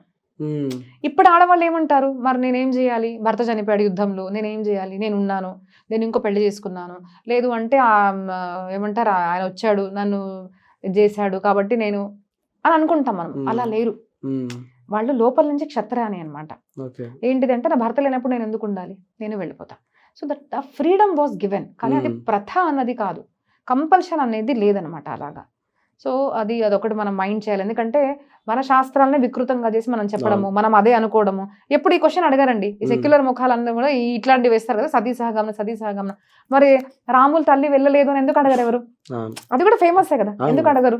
సో ఇట్లాగనమాట అనుకూలంగా ఉన్నవి తీసుకోవడము, దాన్ని ఒక పెద్ద ఇదిగా చేయడము, మన శాస్త్రాలని వక్రీకరించడము అనేది జనాలు చేస్తున్నారు. బట్ ప్రథ అనేది లేదు. సో మారుతి అనేది సతీ సహగమనం చేసేస్తుంది. ఇప్పుడు కుంతి మాత, ఇట్స్ అ బ్యూటిఫుల్ ఎపిసోడ్ అండి. అసలు ఒక్క తల్లి పిల్లల్ని ఎలా పెంచింది, సో సతీ సహగమనం అనేది మాధురి చేస్తుంది అనమాట. తర్వాత కుంతి మాత పిల్లల్ని ఎలా పెంచుతుంది, ఇట్స్ అ బ్యూటిఫుల్ ఎపిసోడ్. ప్రతి ఒక్క పేరెంట్, తల్లి తండ్రులు అయిన వాళ్ళు లేదంటే కాబోయే వాళ్ళు కూడా ఈ ఎపిసోడ్ చదవాలండి. పిల్లల పెంపకంలో చాలా తేడా ఉంటుంది, పిల్లలు ఎలా అవుతారు ఫ్యూచర్ లో అన్నది ఇట్ డిపెండ్స్ ఆన్ వాళ్ళని ఎలా పెంచాము అనేసి. సో మనం గనక చూస్తే చిన్నప్పటి నుంచి ఈ పాండవులకి ఏంటిదంటే ఈజీగా చెట్టెక్కేస్తారు, అంటే వనవనంలో ఉంటారు కదా, సో నో కంఫర్ట్స్ అనమాట. ఇప్పుడు పేరెంట్స్ కి ఏమైపోయింది అంటే మొత్తం కంఫర్ట్ ఉండాలి. స్కూల్స్ లో వస్తే కూడా అడుగుతారు, ఏసీ ఉందా అండి, ఏసీ లేకుండా మా పిల్లలు ఉండరండి, టైం కావాలి, కింద పడ్డాడు అమ్ము కింద పడ్డేసారు. ఆ పిల్లలు వెళ్ళడం కన్నా ఫస్ట్ పేరెంట్స్ చేస్తున్నారు. సో పిల్లలకి కొంచెం బాధ కలగకూడదు. పిల్లలు ఏం పెన్సిల్ అడిగారు అంటే ఒక పెన్సిల్ అంటే 10 పెన్సిల్ తెచ్చిస్తున్నారు. సో అన్ని రకాల కంఫర్ట్ ఇస్తే వాళ్ళు మంచిగా అవుతారు అనుకుంటున్నారు, కానీ అలాగా పెంచకూడదని మహాభారతం చెప్తుంది. వాళ్ళు ఎంత ప్రకృతిలో పెరిగారు, ఎంత ఆడుకున్నారు అన్నది వాళ్లకు ఫిజికల్లీ అండ్ మెంటల్లీ కూడా స్ట్రాంగ్ చేస్తుంది అనమాట. ఇప్పుడు చెట్టు ఎక్కుతున్నారు, ఏదో పురుగు కనిపించే ఉంటుంది, భయపడి మన పిల్లలు అమ్ము అనగానే వాళ్ళు ఫ్రీజ్ అయిపోతారు, రక్తం చూడగానే భయపడిపోతారు. వాళ్ళు ఏం చేస్తారు, దేశకార్యం. సో చిన్నప్పటి నుంచి కూడా ఫిజికల్ యాక్టివిటీ అనేది ఉండాలి. అది చాలా డిఫరెన్స్. మనం కౌరవుల పాండవుల్లో మనం తర్వాత చూస్తాం అనమాట. పాండవులు ఎప్పుడైతే కౌరవుల దగ్గరికి వెళ్తారో అంటే హస్తినాపురానికి వెళ్తారో, there is lot of difference between both of them. అన్ని అనుకూలంగా ఉన్న పిల్లలు వీళ్ళు కౌరవులు, వాళ్ళకి ఏంటిదంటే కొంచెం ఇన్సల్ట్ చేస్తే నచ్చదు. అరే మా అమ్మని మాతో మాట్లాడి నువ్వు మాట్లాడతావా, అట్లాంటి మెంటాలిటీలో పెరిగే వాళ్ళు సమాజంలో ఏ కార్యం చేయలేరండి.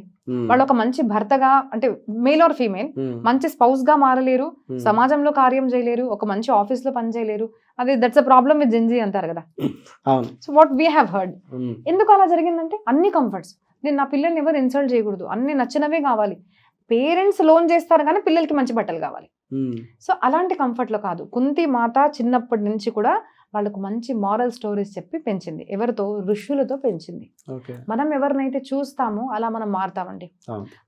నేను జపం చేసేటప్పుడు మా తమ్ముడు పాప, నేను హరే కృష్ణ కృష్ణ మనం ఇలా చేసేటప్పుడు తను కూడా నాలాగే షాల్వా వేసుకొని ఇలా తీసుకొని కృష్ణ అంటే అత్తు ఇలానే చేస్తుందంట.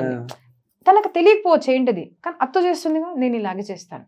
నేను పూజ చేసేటప్పుడు చిన్నపిల్లలండి, అంటే నేను చూసింది చెప్తున్నాను, నా ఒడిలో కూర్చొని అభిషేకం అన్ని చేస్తుంటే వాళ్ళ క్రమం తెలిసిపోయింది, నేను నేర్పియలేదు. ఓకే. అత్తు ఫస్ట్ నీళ్లు పోస్తుంది, మళ్ళీ పాలు పోస్తుంది, మళ్ళీ నీళ్లు పోస్తుంది, గంధం పెడుతుంది, డ్రెస్ ఎలా వేస్తుంది, ఇవన్నీ చూసి 1.5 year 2 yearsకి వచ్చేసరికి వాళ్ళు అద్భుతంగా పూజ చేయడం స్టార్ట్ చేశారు.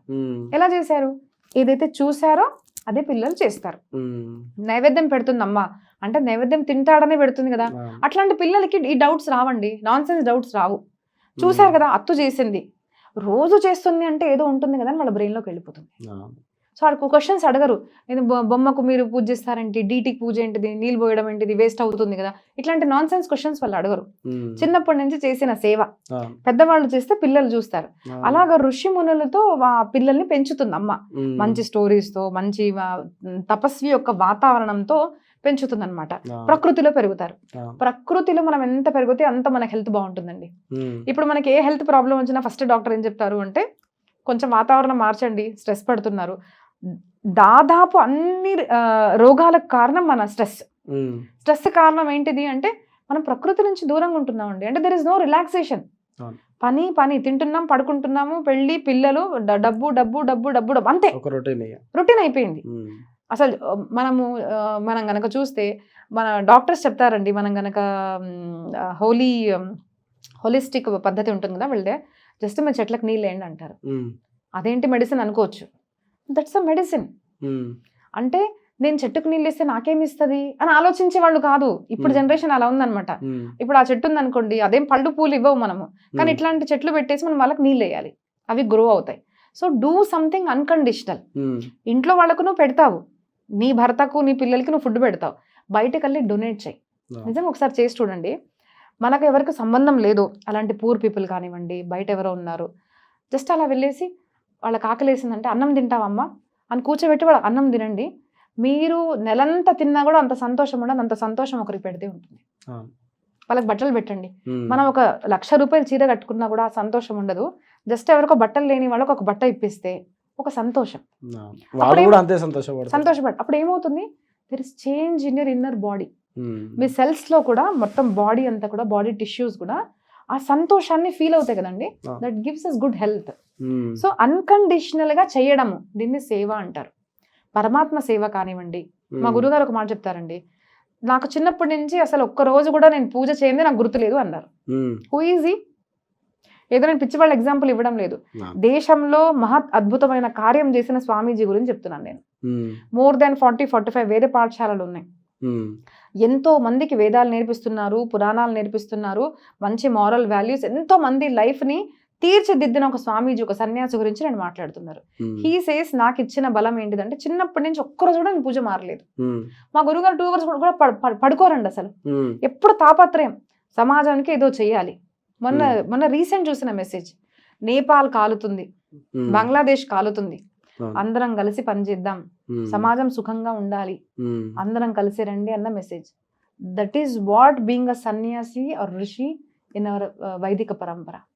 నేను నా కోసం బతకడం కాదు, పరుల కోసం బతకడం. దట్స్ ద రీజన్ అండి.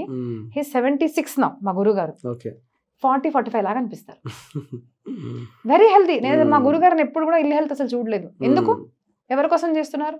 అన్ని పరుల కోసమే, అందరి కోసం. వరల్డ్లో 14 లాంగ్వేజెస్లో 180 కంట్రీస్లో భగవద్గీత ఆన్లైన్ నేర్పిస్తున్నారు గురుగారు. మనకు అన్ని సౌకర్యాలు చేసి పెట్టారు. ఎంతో మంది పిల్లలకి, అనాథ పిల్లలకి ఎన్నెన్నో రాష్ట్రాల్లో స్కూల్స్ ఉన్నాయన్నమాట ఈ పేద పిల్లల కోసం. So much of work is doing. So ఆ ఒక్క సంతోషం, మరి ఏమొచ్చింది రిజల్ట్ అంటే సీ హిస్ బాడీ. ప్రకృతితో ఉంటారు, పరుల కోసం పనిచేస్తారు, పాజిటివిటీ. సో ఎప్పుడు నా కోసం నేను బతకడం కాదు, పరుల కోసం బతకడం అనేది నేర్చుకో. ఋషులతో ఉండొచ్చినప్పటి నుంచి మీ పిల్లల్ని అలా పెంచండి, ఖచ్చితంగా మార్పు మీరు చూస్తారు. అంతే, అన్ని కంఫర్ట్స్ ఇవ్వాలి, రూమ్ లో పెట్టాలి, వాళ్ళకి లేనిపోని గ్యాడ్జెట్స్ ఇవ్వాలి. దెన్ యూ సే మా పిల్లలు ఇలా అయిపోయారండి, ఎందుకు అలా అయిపోరు? మీరు వాడుతుంటే చూసి వాళ్ళు నేర్చుకుంటారు. సో మనం కూడా పేరెంట్స్తో టైం స్పెండ్ చేయడము, ఫ్యామిలీ టైం కొంచెం ఉండడము, కొంచెం ఫ్రెండ్స్తో టైం స్పెండ్ చేయడము. నాకేమొస్తుంది దేశకార్యం అనుసరి నాకేమొస్తుంది అని అడుగుతారండి. ప్రతిదీ కూడా కండిషనల్ ఉండకూడదు. నేను బయటికి వెళ్తే నాకేమొస్తుంది, అలా చేస్తే ఋషిమునులు అలా ఉంటే, దేశభక్తులు అలా ఉంటే భారతదేశం ఒక గొప్పదనం ఏంటిదండి. అన్కండిషనల్ గా సేవ చేస్తే మీకు ఆర్థికంగా ఏం దొరుకుతుందో నాకు తెలియదు కానీ మంచి కర్మ మీకు మంచి జీవితాన్ని ప్రసాదిస్తుంది. మంచి కర్మ మంచి సంతానాన్ని కల్పిస్తుంది. మంచి కర్మ ఆత్మ సంతోషాన్ని కల్పిస్తుంది. ఇది ఏది కూడా డబ్బుతో రాదు. కాబట్టి ఆ సంస్కారం చిన్నప్పటి నుంచి ఇవ్వాలి. అలాంటి దాంట్లో వాతావరణంలో కుంతిమాత 5గురిని కూడా పెంచుతుంది. 5గురు పిల్లల్ని. మరి పెద్దగా అయ్యారుగా పిల్లలు, ఇప్పుడు రాజ్యం, ఇవన్నీ వాళ్ళ రెస్పాన్సిబిలిటీ అని కుంతిమాత 5గురు పిల్లల్ని కూడా హస్తినాపురానికి తీసుకురావడం జరుగుతుంది. ఇంకా అక్కడ వీళ్ళని చూసి జలసి అన్నమాట. అంటే బిఫోర్ కంటిన్యూషన్ అమ్మా, అంటే గాంధారి మాత అంటే 10 months అయిపోయినాయి, 11-12 months అయిపోయినాయి అని చెప్పి పిల్లలు పుడతలేరు అని చెప్పి పుట్ట పైన ఇట్లా గుడ్డు కొట్టేసుకుంటాయని చెప్పి చెప్తే ఆ పిండం అనేది పార్ట్స్ గా డివైడ్ అయ్యి పడిపోతుంది అని చెప్పి తర్వాత మహర్షి వస్తారు కుండలో. ఆ స్టోరీ నిజమేనా? అంతే, నిజమే, మహాభారతంలో ఉంది. అది ఇప్పుడు మనం టెస్ట్ బేబీ చూస్తున్నాం కదండి. అదేమైపోతుందంటే చూడండి, ఈర్ష. గాంధారి మాత పతివ్రత అండి, వెరీ వెరీ గుడ్ క్యారెక్టర్, చాలా మంచి పవిత్రమైన క్యారెక్టర్. కానీ అది హస్బెండ్ ప్రెజర్ కానివ్వండి, అంటే నేను అంధుడుగా పుట్టాను, నాకు పిల్లలు పుట్టడం లేదు, నువ్వు కనడం లేదు అన్న ఒక ప్రెజర్ కానివ్వండి, లేదు అంటే నాకే మొదటి సంతానం కలిగితే నా భర్తకు దొరకని రాజ్యం నా పిల్లలకి దొరుకుతుందిగా అన్న ఒక భావం కానివ్వండి, ఏదో ఒక భావంతో కానీ నాకు ఎందుకు కలగలేదు. అక్కడ ధృతరాష్ట్రుడు పుట్టేశాడు, వార్త వచ్చేసింది, మరి ఎందుకు నువ్వు బయటికి రావట్లేదని అలా కొట్టేసరికి ఆ పిండం బయటపడిపోతుంది. పిండం బయటపడేసరికి అరే ఇది గోళాకారంలో ఉంది ఏంటిది, అసలు దానికి ముక్కు చెవి కాళ్ళు ఏమీ లేవు అని పడేస్తారు. లేదు పడేయకూడదని వ్యాస మహర్షి వచ్చి 101 101 అండి, 100 కాదు, 101 కుండల్లో కూడా దాన్ని ఒక భాగాలు చేసి ఆ ప్రతి ఒక్క పిండాన్ని పెడతారన్నమాట. యుక్తమైన టెంపరేచర్ అంటే మనం దీన్ని కల్పన అనుకున్నాం అనుకోండి, ఇమాజినేషన్ అనుకుందాం, okay, but how far they could imagine.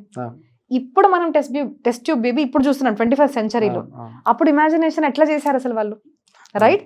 So they were very అంటే వెల్ క్వాలిఫైడ్ అనమాట. మన ఋషులు అంటే ఏదో మూర్ఖులు అనుకోవద్దు, very very well qualified. Imagination ఉన్నా కూడా చక్కటి ఇమాజినేషన్ చేశారు కదా, అది ఇప్పుడు మీరు నిజం చేయగలిగారు 21st centuryలో, అది అప్పుడు చేసి చూపించారు వాళ్ళు. సో కుండల్లో కూడా శుద్ధమైన ఘీ వాడేసి కొన్ని ఆయుర్వేదిక పదార్థాలు అంటే మెడిసినల్ అవన్నీ కూడా వాడి పెట్టేసరికి యుక్తమైన టెంపరేచర్ లో కొన్ని రోజులు పెట్టేసరికి దానికి కాళ్ళు చేతులు అన్ని రావడం జరిగింది. 100 కౌరవులు, వాళ్ళకు ఒక చెల్లి దుశ్శల, ఇలాగా 101 సంతానం కలుగుతుంది. కానీ మొదట పుట్టింది మాత్రం ధృతరాష్ట్రుడు, దాని తర్వాత దుర్యోధనుడు పుడతాడు. అయితే అక్కడ కొంచెం మంచి సంఘటన అండి, ఆ పుట్టంగానే కూడా శకునాలు జరుగుతాయి. ఇప్పుడు చాలా మంది శకునాలు నమ్మరు కానీ ఉంటాయండి. అంటే మరీ నేను మీరు మూఢనమ్మకంగా మారాలి అనను నేను, because I believe in astrology, అంతేకాని నేను మూఢనమ్మకాలు మాత్రం నాకు ఉండవు. బికాజ్ ఏంటిది మా గురుగారు ఏం చెప్తారు అంటే పురుషార్థం మీద ఎక్కువ నమ్మాలి మనము, మన పురుషార్థం మన కర్తవ్యం మీద నమ్మాలి. ఎగ్జాంపుల్ చెప్పాలి అంటే ఒకసారి మన బైక్ మీద వెళ్తుంటే ముందు నుంచి క్యాట్ వెళ్ళిపోయింది అనుకోండి, పిల్లి వెళ్ళిపోయింది, పిల్లి వెళ్ళంగానే అపశకునం కదా అంటాం మనం, వెంటనే భయం వేసేది నాకు కూడా, చిన్నప్పటి నుంచి విన్నాను కదా. కానీ మా గురుగారు ఒక మాట చెప్పారు, పిల్లి వెళ్తే చెడు జరుగుతుందని విన్నావు, ఇంకోటి ఏం విన్నావు, శ్రీరామ జయ రామ జయ జయ రామ అంటే మంచి జరుగుతుందని విన్నావు. మరి అది చెడు జరుగుతుందని విన్నప్పుడు వెంటనే నేను శ్రీరామ జయ రామ జయ జయ రామ అని మంచి జరుగుతుంది ఎందుకు అనుకోవు? సో దీనికన్నా నెగిటివ్ బిలీఫ్స్ ఎక్కువ ఉంటాయి, అది మనిషి ప్రకృతి. సో బిలీవ్ ఇన్ గుడ్, పురుషార్థం. అలా వెళ్ళిపోతే వెళ్ళిపోయింది, నేను శ్రీరామ జయ రామ జయ జయ రామ అన్నాను కదా, నాకు మంచి జరుగుతుంది అన్న మీద నమ్మకం పెట్టాలి. ఇంకోటండి, మా ఇంట్లో ఒక సంఘటన జరిగింది. ఒక పూజ అయిన తర్వాత ఘల్ ఘల్ ఘల్ అని సౌండ్ వస్తుంది అనమాట ఇంట్లో. ఆ సౌండ్ వస్తుంటే అందరూ అదేంటి సౌండ్ వస్తుంది, మాకు అర్థం కావట్లేదు ఎక్కడి నుంచి వస్తుంది అనేసరికి ఒకరేమో ఏమైనా దయ్యం ఉందా, ఎందుకు నీకు వస్తుందా, ఇట్లా సౌండ్ వినిపిస్తుంది. మా నాన్నగారేమో కళ్ళతో నీళ్ళు వచ్చి, అంటే మా నాన్నగారు భావం, శిల్ప ఇంత భక్తి చేస్తుంది కదా, ఖచ్చితంగా బాలకృష్ణుడు వచ్చాడేమో అని మా నాన్న అంటే, నాకు నేను ఇప్పుడు మర్చిపోయాను అసలు ఆ సంఘటన. మా నాన్నగారు ఇంకొక ఆవిడేమో నాకు అసలు ఇక్కడి నుంచి అట్ట ఏదో వెళ్ళినట్టు కనిపించింది, నాకు భయం వేస్తుంది అంటే ఒక హాఫ్ డే అది మాకు అసలు, అంటే 1-2 hours అనుకోండి, అందరం ఎక్కడి నుంచి వస్తుంది అర్థం కావట్లేదు మాకు, అందరికి వస్తుంది, సరే ఒకరికి కూడా కాదు. సో కాసేపు అయిన తర్వాత మొత్తం తిరిగాను, అసలు ఎక్కడి నుంచి వస్తుంది ఏంటిది, నా చున్నీ కండి కింద చిన్న చిన్న గుంగురు అనమాట. అదే ఎంత చిన్నగా ఉన్నాయంటే మాకు అసలు అది కనిపించలేదు. నేను గ్యాలరీలోనే వస్తుంది ఎక్కడని చూస్తే ఆ చున్నీకి కింద ఉన్నాయి. సరే దిస్ ఇస్ అంటే దానివల్ల వచ్చాయి, కానీ దానివల్ల భావాలు ఎలా ఉన్నాయి. మా నాన్నగారికి భావం ఏం లేదంటే బాలకృష్ణుడు వచ్చాడేమో ఇంటికి, అంటే భక్తిపరమైన వాతావరణం. ఇంకొకరికేమో ఏమీ లేదు కానీ నాకు కనిపించింది అంటారు. కనిపించిందా మరి? అబద్ధమే కదా అది. అవును. సో మన మనసులో ఉన్న భావాలు మనకు ఒక్కొక్కసారి అలా అవుతున్నట్టుగా జరుగుతాయి అన్నమాట. So always believe in good. మన పురుషార్థంలో, దేవుడిలో. అప్పుడు దేవుడు వచ్చాడని ఎందుకు అనుకోకూడదండి. గల్లు గల్లు సౌండ్ వచ్చినప్పుడు చాలా మంది అంటారు అమ్మవారి దగ్గర టెంపుల్స్ లో వస్తూ ఉంటుంది, అమ్మవారు తిరుగుతుంది అనేసి. మరి దయ్యం ఎందుకు అనుకుంటారు, అమ్మవారు వచ్చిందని ఎందుకు అనుకోరు? బికాజ్ మనిషి మెంటాలిటీ ఏంటిదంటే నెగిటివ్ ఆలోచిస్తారు అనమాట. So think positive. మనలోనే ఆ శక్తి ఉంది. నేను దయ్యాల గురించి కూడా చెప్తానండి. ఐ హ్యావ్ సీన్ ఉంటాయి, బ్లాక్ మ్యాజిక్ కానివ్వండి, దయ్యాలు ఇవన్నీ ఉంటాయి.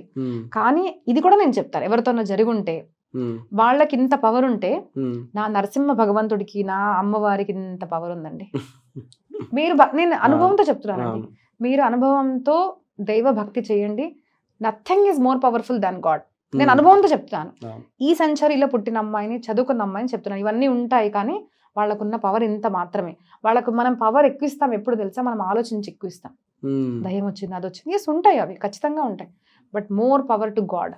So believe more in God. అది కూడా చెప్తానండి, నేను నా అనుభవంతో చెప్తాను. నేను ప్రవచనాలు ప్రారంభించినప్పుడు నేను శ్రద్ధతో చెప్పేదాన్ని, దేవుడు ఉంటాడు, దేవుడు మాట్లాడతాడు అనేసి.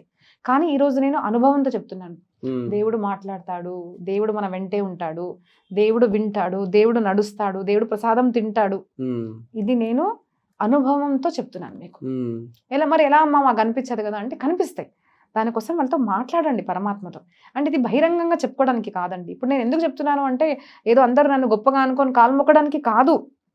ఇది నా అంత మామూలు మనిషితో జరిగితే మీతో ఎందుకు జరగదు కదా. హరి హరి అని స్మరించే వాళ్లకు ఖచ్చితంగా దైవ అనుభూతి కలుగుతుంది. అని కలియుగంలో అయితే ఎక్కువసార్లు దర్శనం అవుతుంది ఈజీగా.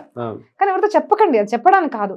బట్ ఎందుకు చెప్తున్నాను అంటే, శ్రద్ధతో చేస్తారేమో అన్న దాంతో నేను చెప్తున్నాను. సో పరమాత్మ ఉంటాడు, థింక్ పాజిటివ్ అనమాట. సో వీళ్ళలాగా రావడము, ఈర్ష అనేది ఇక్కడ స్టోరీ మనకు స్టార్ట్ అవుతుంది అనమాట. ఆ ఈర్ష వల్ల మొదట దుర్యోధనుడు పుడతాడు. పుట్టంగానే ఆ సంకేతాలు, ఐ వాజ్ టెల్లింగ్, సంకేతాలు, ఆ శకునాలు ఏమవుతాయంటే, మొత్తం కూడా చుట్టుపక్కల ఉన్న ఏమంటారు ఔల్స్ కానివ్వండి, పక్షులు అరవడము, ఇవన్నీ సంకేతాలు వచ్చేసరికి అందరు పత్రిక తీసి చూస్తారు. మన దగ్గర ఉంటుంది, ఇప్పుడు కూడా చాలా మంది చేస్తారు. పుట్టంగానే పత్రిక చూస్తారు ఎలా ఉందని, జాతకం. అది చూసేసరికి ఈ పుత్రుడు మీ వంశాన్ని నాశనం చేస్తారు, ఈయనని త్యాగం చేయండి అని చెప్తారు. కానీ పుత్రమోహం అదే టైంలో చెప్పాడు విదురుడు, అన్నయ్య ఒక్కరి గురించి ఆలోచిస్తున్నావు నువ్వు, కానీ ఈ పుత్రుడి వల్ల నీకు చెడు జరుగుతుంది. నీ యొక్క 99 సంతానం కూడా నాశనం అయిపోతుంది, నీ రాజ్యము, నీ పేరు అన్ని పోతుంది, దీన్ని త్యాగం చేయండి, చేయడు. పుత్రమోహం అనమాట. సో అక్కడి నుంచి తెలిసిపోయింది అట్లాగనమాట. ఓకే అమ్మ. అంటే పిల్లలు పుట్టిన తర్వాత మన ద్రోణాచార్యుడి దగ్గరికి పంపిస్తారమ్మా. అంటే ద్రోణాచార్యుడి ఫస్ట్ ఆయన స్టోరీ వేరే ఉంటది. ఆయన ఫస్ట్ నేను సిటీలోకి వెళ్ళానని చెప్పి ప్రామిస్ చేసి ఉంటాడు. ఆయన ఫ్యామిలీ అట్లా నడుస్తుంది. అయితే తర్వాత ఆయన బాబు పుట్టిన తర్వాత ఆయనకు బాబుకు పాలు ఇయ్యలేని సిచ్యువేషన్ లో రాజ్యానికి వెళ్ళవలసి వస్తుంది. అప్పుడు బావిలో పిల్లలు ఏదో బొమ్మ మీద పడిపోతే ఒక బాణానికి ఇంకో బాణం వచ్చి అట్లా చేసి తీసాడమ్మా. అప్పుడు ద్రోణుడు చూసి అప్పుడు జరుగుతుంది. అసలు ఏం జరుగుతామా అసలు అంటే ఇక్కడ చాలా ఇంపార్టెంట్ క్యారెక్టర్ అండి ద్రోణుడు. ఎందుకంటే ఆయన గురువు అనమాట. పాండవులు ఏదైతే విద్య ఉందో అంత విద్య కూడా మనకు ద్రోణ గురువు నుంచి వస్తుంది అనమాట. సో మన దగ్గర పూర్వము ఋషులు, బ్రాహ్మణులు ఎలా ఉండేవాళ్ళు అంటే అయాచక వ్రతము. వాళ్ళు ఏదో దరిద్రం, బ్రాహ్మణులుగా మనం మామూలుగా కనుక చూస్తే పురాణాల్లో కూడా పూర్ ఉన్నట్టు మనకు చూపిస్తారు యూజువల్ గా కూడా. ఆ పావర్టీ వేరే అండి, దరిద్రం కాదు. అది ఏం చేసేవాళ్ళు బ్రాహ్మణులు అంటే, మన వృత్తి ఏంటిది, మన వృత్తి పొద్దు నుంచి సాయంత్రం దాకా కూడా మనము యజ్ఞయాగాలు చేయడము, అంటే సర్వజన హితార్థాయ, సంపూర్ణ విశ్వం కోసం కూడా అందరు మంచిగా ఉండాలి. ఎప్పుడు కూడా ఋషులు, బ్రాహ్మణులు యజ్ఞయాగాలు చేసేవాళ్ళు. వాళ్ళకు గురుకుల్స్ ఉండేవి. ప్రతి బ్రాహ్మణుడికి స్కూల్స్ ఉండేవండి. బ్రాహ్మణ అంటే వాళ్ళకి స్కూల్ ఉండాలి. మరి స్కూల్లో ఎవరు పనిచేస్తారు అది అంటే బ్రాహ్మణ పత్ని. ఈ మనకు ఇప్పుడు టాపిక్ వచ్చింది కాబట్టి చెప్తారండి, మన దగ్గర ఆడవాళ్ళు పనిచేసే వాళ్ళు కాదు అని ఎవరైతే అంటారో వాళ్ళు ఒకసారి మహాభారతం చదవాలి. ఆడవాళ్ళు, మగవాళ్ళు అందరూ పనిచేసేవాళ్ళు. కానీ ఇప్పుడు ఎలా అయిపోయిందంటే, ఇప్పుడు మీరు ఒక యాంకర్ అనుకోండి, మీ భార్య వచ్చేసరికి ఐటీకి వెళ్ళిపోతుంది. అప్పుడు ఏమైపోతుంది, ఇంట్లో డిస్టర్బెన్స్ అయ్యేసరికి మా భార్య బయట పనిచేస్తుందని ఇబ్బందులు వస్తున్నాయి అన్న టాపిక్ వస్తుంది. ఎందుకు? సింపుల్ థింగ్ ఈస్, భర్త ఒక వృత్తి, భార్య ఒక వృత్తి. సో పూర్వం ఎలా ఉంది అంటే, వర్ణాశ్రమ ధర్మంలో భార్యాభర్తలు కలిసి పనిచేసేవాళ్ళు. అంటే బ్రాహ్మణ భర్త, బ్రాహ్మణ భార్య ఇద్దరు కలిసి స్కూల్స్ లో పనిచేసేవాళ్ళు. అంటే బ్రాహ్మణుడు గనక విద్య నేర్పిస్తుంటే ఆ పిల్లలకి భోజనాలు అన్ని కూడా చూసుకునేది పత్ని. బ్రాహ్మణ పత్ని, గురుమాత అనేవాళ్ళు. సో బ్రాహ్మణుడికి ప్రతి వాళ్ళకి స్కూల్ ఉండేది, విద్యాలు మీరు చూడండి. అసలు మొన్న చూశాను, చాలా ఇప్పుడు వస్తున్నాయి మనం చూస్తుంటే, విత్ ప్రూఫ్ చూపిస్తున్నారు. బ్రిటిష్ లో కూడా ఎంతో మంది బ్రిటిషర్స్ రాసిన books, there was good education system in Bharat. అంటే ఫస్ట్ వాళ్ళకి వచ్చింది బ్రిటిషర్స్ వచ్చినప్పుడు వాళ్ళకి ఒక అడ్వైస్ ఇచ్చి, అంటే ఫస్ట్ రీసెర్చ్ కోసం పంపించారు ఒక పర్సన్, అంటే నేమ్ ఐడియా లేదు నాకు. ఫస్ట్ ఆయన వచ్చి చెప్పింది వీళ్ళ గురుకులాలు నాశనం చేయాలి, అప్పుడే మన అండర్ లోకి వస్తారని చెప్పి వాళ్ళకు ఇన్ఫర్మేషన్ ఇచ్చారు. అండ్ వాళ్ళు రాసినవి కూడా ఉన్నాయండి, ఎన్నెన్నో స్కూల్స్ ఉన్నాయి. And one more thing I want to tell, ఇక్కడ మన భారతదేశంలో ప్రతి వర్ణానికి స్కూల్ ఉండేది, అందరూ కలిసి స్కూల్లో చదివేవాళ్ళు. ఆ శూద్ర స్కూల్ వేరే, వైశ్య స్కూల్ వేరే, ఇలా గనక ఉంటే సుధామ రాముడు ఒక కృష్ణుడు ఒక దగ్గర ఎలా చదువుతాడు? సో బ్రాహ్మణ, క్షత్రియ, వైశ్య, శూద్ర అందరూ కూడా ఒకటే స్కూల్లో చదివేవాళ్ళు. దగ్గరున్న బ్రాహ్మణుడు స్కూల్ అనేది ఉండేది. సో బ్రాహ్మణ అంటే ఎడ్యుకేషన్ సిస్టమ్, క్షత్రియ అంటే రక్షణ system, protection for the country, Vaishyas అంటే ఎకనామిక్ సిస్టమ్ డెవలప్ చేసేవాళ్ళు. అలాగే శూద్రులు ఎవరైతే ఉన్నారో కళాకారులు, ఇతర అన్ని కార్యాలు కూడా చేసుకునేవాళ్ళు శూద్రులు. సో శూద్ర అంటే బూతు కాదండి, శూద్ర అన్న వాళ్ళకి they use to have huge respect. ఒక డాక్టర్ గారు అంటాం కదండి మనము, డాక్టర్ అంటాం కదా, ఈయన ఐఐటి అండి, ఈయనకు షాప్ ఉందండి, ఈయన సిఏ అండి అంట. సింపుల్, అంతే సింపుల్ గా శూద్రాన్ని వాడచ్చు. శూద్రుడు అంటే చెడు అనేది కాదు. శూద్రుడు ఎక్కడి నుంచి వచ్చాడండి? పరమాత్మ యొక్క కాళ్ళ నుంచి వచ్చారు అంటారు. మరి ఆ కాళ్ళ నుంచి వచ్చారు అని కొంతమంది దాని మీద పెద్ద ఇష్యూ చేస్తారు, కాళ్ళు అంటే గలీజుగున్నట్టు. నాకు ఒక మాట చెప్పండి, మీరు ఏ దేవాలయానికి వెళ్ళినా కూడా ఎక్కడన్నా స్పర్శ ఉంది అంటే, లేదంటే తల్లిదండ్రులు, గురువులు, పరమాత్మ ఎక్కడ మొక్కుతారండి? ఇట్లా అంటారా? బుగ్గలు అంటారా? తల అంటారా? చేతులు ముట్టుకుంటారా? బాహులు ముట్టుకుంటారా? జంగాని ముట్టుకుంటారా? మనం ముట్టుకునేది కాళ్ళనే. అంత పవిత్రమైన కాళ్ళ నుంచి శూద్రుడు వచ్చారు. అండ్ నేను ఛాలెంజింగ్ గా చెప్తున్నానండి, ప్రతి వీడియోలో నేను చెప్తాను, నాకెవరన్నా వచ్చి శూద్రులు అంటే నీచమై, దట్ ఈస్ క్షుద్ర కార్యం చేశారు అంటే శూద్ర ఈజ్ అ వర్ణాశ్రమ ధర్మము. క్షుద్ర కార్యము అంటే చెడు పని చేసిన వాళ్ళని క్షుద్ర అంటారు. సో అర్థం చేసుకోకుండా, సంస్కృతం రాకుండా అన్ని కలిపేసి ఇష్టం వచ్చిన వాళ్ళు ఇష్టం వచ్చిన ప్రవచనాలు చెప్తున్నారు అసలు. బట్ వెరాజ్ యూ కెన్ సీ, ఎక్కడ కూడా శూద్రులు అంటే చెడు అన్నది చెప్పలేదు. లీవ్ అబౌట్ శూద్ర అండి, రామాయణంలో మనం గనక చూస్తే శూద్రుల కన్నా కింద ఉన్న వాళ్ళు, అంటే మనం గనక అంటే వీళ్ళ టర్మినాలజీలో చెప్తున్నాను నేను, బ్రాహ్మణ, వైశ్య ఇట్లా చెప్తున్నారు కదా వాళ్ళు. సో నేను ఆ టర్మినాలజీ కనుక చెప్తే, వనవాసీలు ఎక్కడున్నారండి? శూద్రులు కాదు వాళ్ళు వనవాసి. నిషాదరాజు ఎంత ఆలింగనం ఇచ్చాడండి రాముడు, ఇచ్చాడా లేదా? నేనైతే అబద్ధం చెప్పట్లేదు కదా, రామాయణంలో ఉంది. శబరి ఇంటికి వెళ్ళాడు రాముడు, వెళ్ళాడు కదా, నీళ్ళు తాగాడు కదా. ప్రతి ఒక్క వనవాసి వచ్చి రాముడితో కలవడము అనేది మనకు రామాయణంలో ఉంది కదా. చిచి శూద్రుడు నేను అన్నాడా? అనలేదు కదా. ఎక్కడ అన్నాడండి? జగన్నాథ్ పూరి, నేను మహాత్మ్యం కొన్ని రోజు ABN టీవీలో చెప్పాను, మీరు చూడండి. అసలు అది చదివితే నేను షాక్ అయ్యానండి. జగన్నాథుడు వచ్చే ముందు నీలి మాధవుడు అక్కడ ఉన్నాడు. ఆయన సేవ ఎవరు చేసేవాళ్ళు? శబర జాతికి చెందిన వాళ్ళు చేసేవాళ్ళు. అంటే the people who live in villages. And these people speak non sense. ఏంటిది అసలు? వీళ్ళు పూజ చేసేవాళ్ళు కాదు, అధికారం లేదు, ఎవరు చెప్పారండి అసలు? అంటే వీళ్ళు ఎక్కడి నుంచి కల్పిస్తున్నారు? నేను నిజంగా చెప్తాను, నమ్మేవాళ్ళు మూర్ఖులండి. మీకు బాధపడినా నాకేం పర్వాలేదు, కానీ నమ్మేవాళ్ళు మూర్ఖులు. మీరు ఆధారం అడగాలి, ఎక్కడి నుంచి చెప్తున్నారు అండి? మీరు ఆధారం అడగడం లేదు, మీరు చదవడం లేదు. కాబట్టి ఆ జాకీర్ నాయక్ లాంటి వాళ్ళు వచ్చేసి ఆయత్ నంబర్ ఏ, ఆయత్ నంబర్ 2, పురాణ్ నంబర్ 2 అంటే మీరు నమ్మిస్తున్నారు. మీకు నిజంగా బుద్ధి ఉంటే, మీకు నిజంగా బుద్ధి ఉంటే మీ భగవద్గీత మీరు చదవడానికి రాదా? మీకు భగవద్గీత వచ్చి ముస్లిమ్స్ నేర్పించాలా? ఇప్పుడు మీరు చూడండి, మనం చదవకపోవడం వల్ల బయట చూస్తే శ్రీకృష్ణుడి మీద బుక్స్, భగవద్గీత మీద బుక్స్, మధ్యలో ఒక వీడియో ముస్లిం బాబా మన భగవద్గీత నేర్పిస్తుంది, దాని ఒక పెద్ద న్యూస్ చేశారు. ఆయన వెంట వీళ్ళు వెళ్తున్నారు. ఆయన గనక కల్పితాలు కల్పించి వీళ్ళు బుద్ధి భ్రష్టం చేస్తే ఆర్ యూ రెస్పాన్సిబుల్? అంటే చిన్నజీయర్ స్వామి లాంటి వాళ్ళ మీద మనకు నమ్మకం లేదు, మనకు శంకరాచార్యుల వారి మీద నమ్మకం లేదు, అలాంటి ప్రవక్తల మీద నమ్మకం లేదు. ముస్లిం చెప్తున్నాడు అంటే అది గొప్పది. అసలు నీకు తెలిసింది ఏమీ లేదు. ఆయన ఏదో చెప్పి నేను మత మార్పిడి చేస్తే దానికి రెస్పాన్సిబుల్ ఎవరు? గురువు should always be in succession, ఒక పరంపరలో ఉండాలి. మరి దాన్ని మీరు గొప్పగా అనుకుంటున్నారు. సో అండి, నేను మహాభారతం చదవండి, రామాయణం చదవండి, ఎప్పుడు కూడా ఒకరు ఉచ్చులు ఒకరు నీచులు అని చెప్పలేదు. ఇంకోటి కూడా చెప్తాను నేను, ప్రతి ఒక్క పురాణంలో ఆరంభంలో ఖచ్చితంగా 1-2 స్టోరీస్ ఒక బ్యాడ్ బ్రాహ్మణ అని వస్తుంది. ఎవరి గురించి? బ్యాడ్ బ్రాహ్మణ. ఏ మూర్ఖులైతే ఈ బ్రాహ్మణులు వాళ్ళకు అనుగుణంగా ఉన్నట్టు గ్రంథాలు రాశారని అంటారో అలాంటి మూర్ఖులకు నేను చెప్తున్నాను. ప్రతి ఒక్క పురాణంలో కూడా ఒక బ్రాహ్మణ స్త్రీ, ఒక బ్రాహ్మణ పురుషుడు వ్యభిచారం చేశాడు, దొంగతనం చేశాడు, ఇలా అయ్యాడు అని స్టోరీ ఉంది. ఎందుకు బ్రాహ్మణుడు కూడా రాశారు? మరి వాళ్ళకు శూద్రుడని రాయొచ్చు కదా. ఎందుకు రాశారు అంటే బ్రాహ్మణులు వర్ణానాం బ్రాహ్మణో గురువు, వర్ణాలందరికీ బ్రాహ్మణ గురువు. అలాంటి గురువే తప్పు చేస్తే ఆయనకు నరకం కలిగింది. మరి మీరు చేయొచ్చా? చేయకూడదు. అంటే దేవుడు మీరు బ్రాహ్మణ, క్షత్రియ, వైశ్య, శూద్ర అని చూడడం లేదు. తప్పు చేసిన వాడికి పనిష్మెంట్ ఇస్తాడు. చూడండి బ్రాహ్మణుడికి ఏం జరిగింది అంటే బ్రాహ్మణుడు అయినప్పటికీ కూడా జరిగిందని చెప్తున్నాడు మనకు. అంటే ఒక ఎగ్జాంపుల్. మరి బ్రాహ్మణుల గురించి రాసేవాళ్ళ. సో ఇలాగ మనం తెలుసుకోవాలి. ఎక్కడ కూడా కాస్ట్ సిస్టమ్ అన్నది లేదండి. అంటే మన టాపిక్ వస్తే బ్యాక్ టు టాపిక్, అది ఏం జరిగిందమ్మా ద్రోణాచార్యుడు మన అయితే దిస్ ఇస్ వెరీ ఇంపార్టెంట్. ఏంటిదంటే మన బ్రాహ్మణులు అలా ఉండేవాళ్ళండి, అడిగేవాళ్ళు కాదనమాట. ఎందుకంటే రాజులు వాళ్ళ డ్యూటీ వాళ్ళు చేసుకునేవాళ్ళు, సరిపోయేది. కానీ ఏమైంది కాలక్రమం, మనం సత్యయుగం, త్రేతా, ద్వాపర యుగానికి వచ్చేసరికి ఏమైందంటే అశ్వత్థామకు తినడానికి అన్నం లేదు. కృపాచార్య యొక్క భార్య కృపి అశ్వత్థామ అమ్మ, ద్రోణాచార్యకి భార్య, ఒక సంతానం అశ్వత్థామ. మరి పాలు తాగడానికి లేదు. ఏం చేసింది అమ్మ అంటే ఒక పిండి నీళ్ళల్లో కలిపి ఇచ్చిందనమాట. కానీ బాబుకు ఒకసారి అది తెలిసిపోయింది, ఇది పిండి, నాకు అసలు నిజమైన పాలు నాకు ఇవ్వడం లేదు అనేసరికి తండ్రికి బాధ, అరే లేదు నేను సంపాదించాలి. ఇప్పుడు అది జరగడం ఏం బాధాకరం లేదండి. ఇప్పుడు నేను ఒక ప్రవక్తగా ఉండి నేను చెప్తున్నాను కదా నా లైఫ్, లేదంటే ఇప్పుడు బ్రాహ్మణుల లైఫ్ కూడా చూడండి. అసలు ప్రవక్తలకు మనం పూర్వం కూడా ఇచ్చేవాళ్ళు మనీ.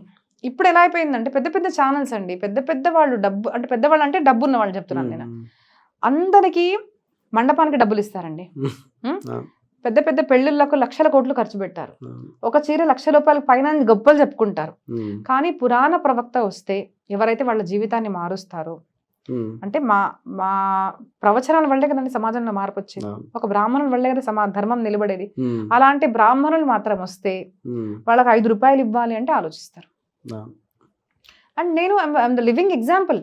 16 years నుంచి ప్రవచనం చేస్తున్నప్పుడు నాకేమనిపించేదంటే పురాణాల్లో ఇలా చదివాను కదా, అందరు పిలిచి ఇస్తారులే, అడిగే అవసరం, నేను అడగలేదండి.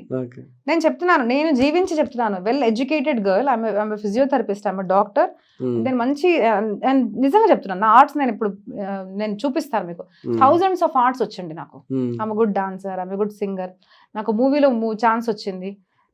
పెళ్లి చేసుకోవచ్చు, నా జీవితం నేను బతకొచ్చు. కానీ ధర్మం అని తిరుగుతుంటే మన సమాజంలో, వేరే వాళ్ళని వదిలేసేయండి, మన సమాజంలో నాకేమనిపించేదంటే వాళ్ళుగా పిలిచి ఇస్తారంటే రోజుకు 4 hours 5 hours ప్రవచనాలు చేపించి షాల్వాలు ఇచ్చి అమ్మ వెళ్ళిపోండి అన్న వాళ్ళు ఉన్నారు. అప్పుడు ఏమైంది ఫైనల్గా, నేను ఈరోజు అడగాల్సి వస్తుంది. నేను ఛానల్ పెట్టుకున్నాను, నేను పురాణాలు చెప్తున్నాను, పల్లెటూరులోకి వెళ్ళి ప్రవచనం చెప్తామండి. అక్కడ వాళ్ళ దగ్గర డబ్బులు ఎక్స్పెక్ట్ చేయొచ్చా? పేదవాళ్ళు వచ్చి ₹1 పెడతారండి, ₹2 పెడతారు.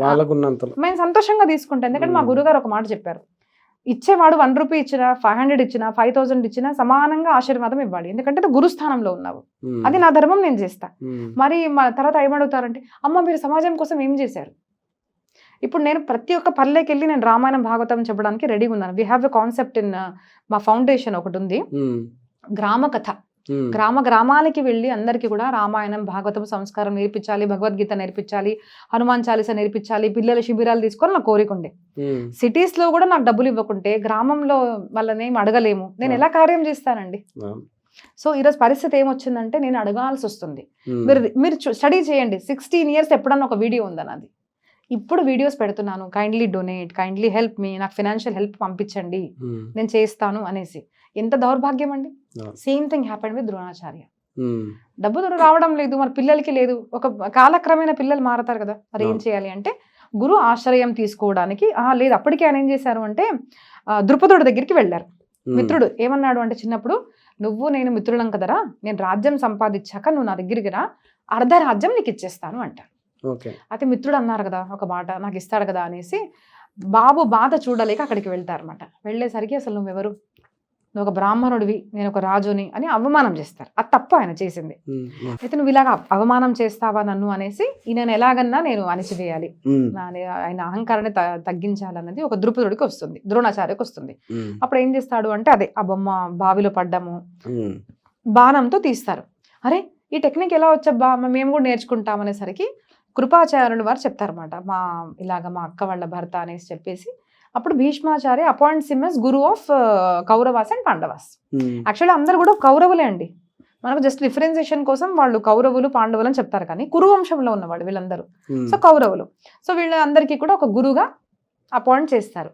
సో అందరికీ కూడా మనకు ద్రోణాచార్య నేర్పించినట్టు మనకు మహాభారతం చెప్తుంది. అందరికీ నేర్పించారు ఆయన, అందరి గురువు అన్నమాట. ఓకే అమ్మా, అంటే ఇప్పుడు ఏకలవ్యుడు గురు అంటే జనరల్ గా అర్జునుడికే ద్రోణాచార్యుడు ఓన్లీ అర్జునుడికే నెంబర్ 1 చేస్తా అని చెప్పి ప్రామిస్ చేశాడని చెప్పి ఏకలవ్యుని బొటనవేలు తీసుకున్నాడు అని చెప్పి చూపిస్తారమ్మా మూవీస్ లో, కానీ మన బయట జనరల్ అసలు ఏంటమ్మా ఏం జరుగుతుంది మీరు దీని వెనక ఫస్ట్ ఒక కుట్ర మనం చూద్దామండి. మీరు ప్రతి ఒక్క స్కూల్లో కనుక చూస్తే సాంస్క్రిట్ అనేది ఏదో ఒకటి చెప్పేసి చిన్న పిల్లలకి ఏకలవ్యుడితో ఇలా చేశాడు అని చెప్తున్నాడు. అది ఆ స్టోరీ ఎంత ఫేమస్ ఉంది అంటే ఏకలవ్య ద్రోణాచార్య అందరికీ తెలుసు, కానీ అర్జున ద్రోణాచార్య స్టోరీ ఎవరికి తెలియదు. There are so many stories which students can learn. అసలు చిన్న పిల్లలు చదువుకోవడానికి తెలుసుకోవడానికి ఎన్నో మంచి స్టోరీస్ అర్జున గురించి ఉన్నాయి, గురువు గురించి, ద్రోణాచార్య గురించి. There are many stories. అవి చెప్పారా మనకు? చెప్పలేదు. ఏ స్టోరీ అయితే ఏ రకంగా కూడా మనకు ఉపయోగపడదో, వాస్తవానికి చెప్తున్నాను, ఏ రకంగా కూడా ఉపయోగపడదో, ఏదో ఒక గురువు ఒక చేసిన తప్పుని చూపించడానికి కారణం ఏంటిది, దట్స్ అ రీజన్ నేను చెప్తానండి. మా ఫౌండేషన్ తరఫున రేపు మేము స్కూల్ ఓపెన్ చేయబోతున్నాము. ముఖ్య కారణం ఇదే. నేను చదివిన చదువు వేస్ట్ అండి. నా చదువుకు నేను 0 మార్క్స్ ఇస్తాను. హిట్లర్ గురించి చదివాను, టిప్పు సుల్తాన్ గురించి చదివాను, చెత్త వాళ్ళని హీరో అని చెప్తూ చదివాను. ఇప్పుడు కూడా మనం కనుక చూస్తే ఔరంగజేబ్ హీరో అంటున్నారు. వేరే చావా తర్వాత ఇప్పుడు మన కళ్ళు తెరుస్తున్న జనాలకు ఛత్రపతి శివాజీ మహారాజ్ గురించి చెప్పారా? రాణి పద్మావతి గురించి చెప్పారా? దుర్గమ్మ తల్లి గురించి చెప్పారు? అసలు ఇలాంటి వాళ్ళ గురించి చెప్పలేదు. ఝాన్సీకి రాణి, జీజామాత, ఎన్నెన్నో, ఇంకా అసలు థౌజండ్స్ ఆఫ్ పీపుల్. నాకు నేమ్స్ తెలియదంటే నాకు సిగ్గుగా ఉంది, భారతదేశంలో పుట్టి. అలాంటి ఒక్క చరిత్ర మన పిల్లలు చదవాలి. ఆ హిస్టరీని నా స్కూల్లో నేను చెప్పబోతున్నానండి. పిల్లలు హిస్టరీ తెలుసుకోవాలి. హిస్టరీ చదివితేనే history will be created. So అది తెలీదు. సో వీళ్ళకి ఏం చేశారు? సో అందరి పిల్లల మైండ్లో ఏమైందంటే ఏకలవ్యుడికి ఇలా చేశారు, ఇది వీళ్ళ చరిత్ర అంటే మన భారతదేశ చరిత్ర ఒక ఏకలవ్య ద్రోణాచార్య స్టోరీనే ఉందా అండి? Is it not nonsense? భారతం చదివిన తర్వాత అనిపించింది, అరే ఇంత మంచి స్టోరీస్ మనకి ఎందుకు చెప్పలేదు? అమ్మ మీరు ఫోకస్ పెంచుకోవడానికి అర్జునుడు లాగా అవ్వాలి అని ఒక స్టోరీ ఇవ్వచ్చు కదా, అది ఇవ్వలేదు. సో దిస్ వాజ్ ఆల్సో ఒక కుట్ర అని మనం తెలుసుకోవాలి. సో ఇది ద్రోణాచార్య చేసిన తప్పండి. ఫస్ట్ థింగ్ ఈజ్ అది తప్పు. నేను చెప్తున్నాను మీకు, మన పురాణాల్లో చెప్పినంత ధర్మం కాదు. అండర్స్టాండ్, పురాణాల్లో ధర్మం ఏంటిది అధర్మం ఏంటిది అని చెప్పారు. మైండెడ్. మనకు హిరణ్యకశ్యపు స్టోరీ వచ్చింది కదా, హిరణ్యకశ్యపు నరసింహ ప్రహ్లాదుడు ఇద్దరు గురించి చెప్పారు. అంటే ప్రహ్లాదుడు ఎలాంటి వాడో చెప్పారు, హిరణ్యకశ్యపు ఎలాంటి వాడో చెప్పాడు. అయితే కొంతమంది ఏం చేశారు, ప్రహ్లాదుడిని ఆదర్శంగా తీసుకొని భక్తిపరంగా పెరిగారు. కొంతమంది హిరణ్యకశ్యపు మా గురువు అని అధర్మాన్ని గురువుగా చేసుకున్నారు. రామాయణంలో రాముడు చరిత్ర ఉంది, రావణాసుడు చరిత్ర ఉంది. ఇద్దరు గురించి ఎందుకు చెప్పారు? ఇది చెడు అమ్మా, ఇది మంచి, ఇది నలుపు, ఇది తెలుపు. సో మనం ఏమనుకుంటాం అంటే పురాణాల్లో వచ్చిందంత మంచి అనుకుంటాం. కాదు, పురాణాల్లో ధర్మం చెప్పారు, అలాగే అధర్మం కూడా చెప్పారు. అంటే డూస్ చెప్పారు, డోంట్స్ చెప్పారు. ఇఫ్ మనం గనక డోంట్స్ ని ఆదర్శం అనుకుంటే మన తప్ప వాళ్ళ తప్ప? మన తప్పే కదా. సో అలాగా పురాణాల్లో తప్పులు కూడా చెప్పారు. ఇప్పుడు కైకేయి మాత తప్పు చేసింది. తను ఒక దాసి మాట విని పుత్రుడిగా పెంచిన రాముణ్ణి అలాగా పంపించడం తప్పు చేసింది అని వాల్మీకి మహర్షి అంటున్నారు. కానీ మనం ఏం చేస్తున్నాము, తల్లి కదా ఆవిడ సరస్వతి వరదానము, సరస్వతి వచ్చి కూర్చుంది ఏమేమో చెప్తాం. అది భావనతో తులసిదాస్ గారు రాశారు. బట్ అథెంటిక్ వాల్మీకి రామాయణం ఏమంటుంది, ఆవిడ భావావేశంలో వచ్చేసింది, అయ్యో నా పుత్రుడికి ఇలా జరిగిపోతుందేమో అంటే బ్రెయిన్ వాష్ అయిపోయింది తంది. అంటే తప్పుడు సాంగత్యంతో తన బ్రెయిన్ వాష్ జరగడం వల్ల కైకేయి మాత తప్పు చేసిందని మనకు వాల్మీకి ఋషి చెప్తుంటే నువ్వు కాదు అంటే నీ తప్పు కదా. సో మన పురాణాలు ఎప్పుడు కూడా తప్పులు ఒప్పులు అని చెప్తున్నాయి మనకి, అది మనం అర్థం చేసుకోవాలి. అలాగా ఇది ఏం చేశాడు అంటే ప్రామిస్ చేశాడు, ఏంటిదంటే నేను అర్జునుడికి గొప్పగా చేస్తాను. అది బ్లైండ్ గా చేయలేదండి. అసలు మనీ ఇచ్చేది ఎవరు, ఆయనకు ఏమంటారు జాబ్ పెట్టినందుకు అసలు డబ్బులు ఇచ్చేది ఎవరు? కౌరవుల సైడ్ అసలు ఇస్తున్నారు. మరి అర్జునుడికి ఎందుకు ఇచ్చారని ఒక డౌట్ రావాలి కదా. అర్జునుడి చరిత్ర మీరు చదవండి, అర్జున క్యారెక్టర్ ఒక్కసారి. Why not Dhritarashtra, Dharmaraja, why not Nakula Sahadeva, why not Bhima అంత బలవంతుడు, ఎందుకు అర్జునుడు? అని మనం ఒకసారి క్వశ్చన్ అడగాలి, దాన్ని తెలుసుకోవాలి. అర్జున ఈజ్ యూనిక్ క్యారెక్టర్ అండి. అందరు పిల్లలు ఉన్నారు. ఒకసారి పూర్తి విద్య అంతా అయిపోయిన తర్వాత ద్రోణాచార్య అడుగుతారన్నమాట, నేను మీకు అందరు విద్య ఇచ్చాను కదా, నాకు ఒకటి కావాలి, గురుదక్షిణగా ఎవరిస్తారు? అందరూ ఇలా చూసుకుంటారు, ఏమడుగుతాడు, భయం. ఎవ్వరు నేను ఇస్తాను అనడం లేదు, అసలు అది ఏంటిదో కూడా తెలీదు. రేపు ప్రాణం అడుగుతాడా ఏమడుగుతాడా కూడా తెలీదు. But Arjuna stands up and says, గురుగారు మీరు చెప్పండి నేను చేస్తాను. That is the unique character of Arjuna. ఇంకోటి ఏం చేస్తాడు మనకు అది తెలుసు, చెట్టు మీద పక్షిని పెట్టేసి అందరిని పిలుస్తారు. అందరు ఏం చెప్తారంటే, చెట్టు కనిపిస్తుంది, ఆకాశం కనిపిస్తుంది, వెనక నీరు కనిపిస్తుంది, పక్షి కనిపిస్తుంది, ఆకులు కనిపిస్తుంది అని చెప్తారు. అలా అందరిని క్వశ్చన్స్ అడుగుతుంటే అర్జునుడు ఏం చెప్తాడు, చెట్టు కనిపిస్తుంది, నాకు పక్షి కనిపిస్తుంది. అర్జున ఇప్పుడు ఏం కనిపిస్తుంది, నాకు పక్షి కన్ను మాత్రం కనిపిస్తుంది. So that was his focus. ఇప్పుడు అందరిని తీసుకెళ్లారు, అది ఓన్లీ అర్జునకు అర్థమైంది, మిగతా వాళ్ళకి అర్థం కాలేదు. ఇప్పుడు కొంతమంది దీన్ని అప్పటికి తప్పు కదమ్మా అంటారు. నేను చదివిన కాలేజ్ శ్రీ చైతన్య అండి. I'm not defaming any college పద్ధతి. కాలేజ్లో ఎలా ఉంటుంది అంటే, ఒక 40-50-60 మెంబర్స్ ఉంటే షఫ్లింగ్ చేస్తారు. అందరు బాగా చదివే పిల్లలు సెక్షన్ చేస్తారు. అండ్ ఎవరికైతే ఖచ్చితంగా ర్యాంక్ వస్తుంది అనుకుంటే వాళ్ళకు సెపరేట్ గా చేసి వాళ్ళకు ఫోకస్ చేస్తారు. ఇప్పుడు ఈ కాలేజ్ పద్ధతి అది తప్ప ఒప్పా? అందరు సేమ్ ఫీజ్ పే చేస్తున్నారు కదా, మరి ఎందుకు అలా చేశారు? కాలేజ్ ఏమంటుందంటే, మేము అందరికీ అదే కష్టపడుతుంటే 2 years లో కొంతమందికి ర్యాంక్ రాదు, కానీ అదే వీళ్ళకి వచ్చే ఛాన్స్ ఉంటే let us focus on them కాబట్టి చేస్తాము అంటారు కదా. సో సిమిలర్లీ ద్రోణాచార్య కూడా ఏం చేస్తారు అంటే, ఆయనలో ఉన్న యూనిక్ క్వాలిటీస్ చూస్తారు. ఇంకో చిన్న సంఘటన అండి, ఒకసారి అందరు భోజనానికి కూర్చుంటారు. కూర్చోగానే గాలితో దీపాలన్నీ ఆరిపోతాయి. ఆరిపోయేసరికి ఎవ్వరికి రాని థాట్ అర్జునుడికి వస్తుంది, కనిపించడం లేదు కానీ నా చెయ్యి ప్లేట్లోకి వెళ్ళిపోతుంది, అన్నం తీసుకొని చేతి ముద్ద నోట్లోకి ఎలా వెళ్తుంది, కనిపించడం లేదు కదా. అంటే ఏంటిది, మరి డిఫరెన్స్ ఏముంది, మనకు బాణం ఎందుకు ఇలా రాదు అంటే, నాకు రోజు అలవాటు అయిందనే కదా, సో నేను అది కూడా అలవాటు చేసుకుంటాను అని టక్ టక్ అని సౌండ్ వస్తుంది ఎక్కడ నుంచి. ఏం సౌండ్ వస్తుంది, ద్రోణాచార్య బయటికి వెళ్ళి చూస్తే అభ్యాసం చేస్తున్నాడు చీకట్లో. అది ఏం చేస్తున్నామంటే, శబ్దభేది బాణం ప్రాక్టీస్ చేస్తున్నాను అన్నాడు. ఇప్పుడు పిల్లలు ఎలా ఉన్నారంటే, ఇప్పుడు ఎలా ఉన్నారంటే, నా గురుగారు ఏబిసిడి అని చెప్పారు, ఏబిసిడినే చేశాను. కొంతమంది ఉంటారు, ఒకసారి EFGH కూడా ట్రై చేద్దామా అన్నవాళ్ళు కొంత ఉంటారు, అది చూసాం కదా ట్రై చేద్దామా అన్నవాళ్ళు కొంతమంది. సో ఈ యూనిక్ క్వాలిటీస్ అర్జునాలో ఉన్నాయన్నమాట.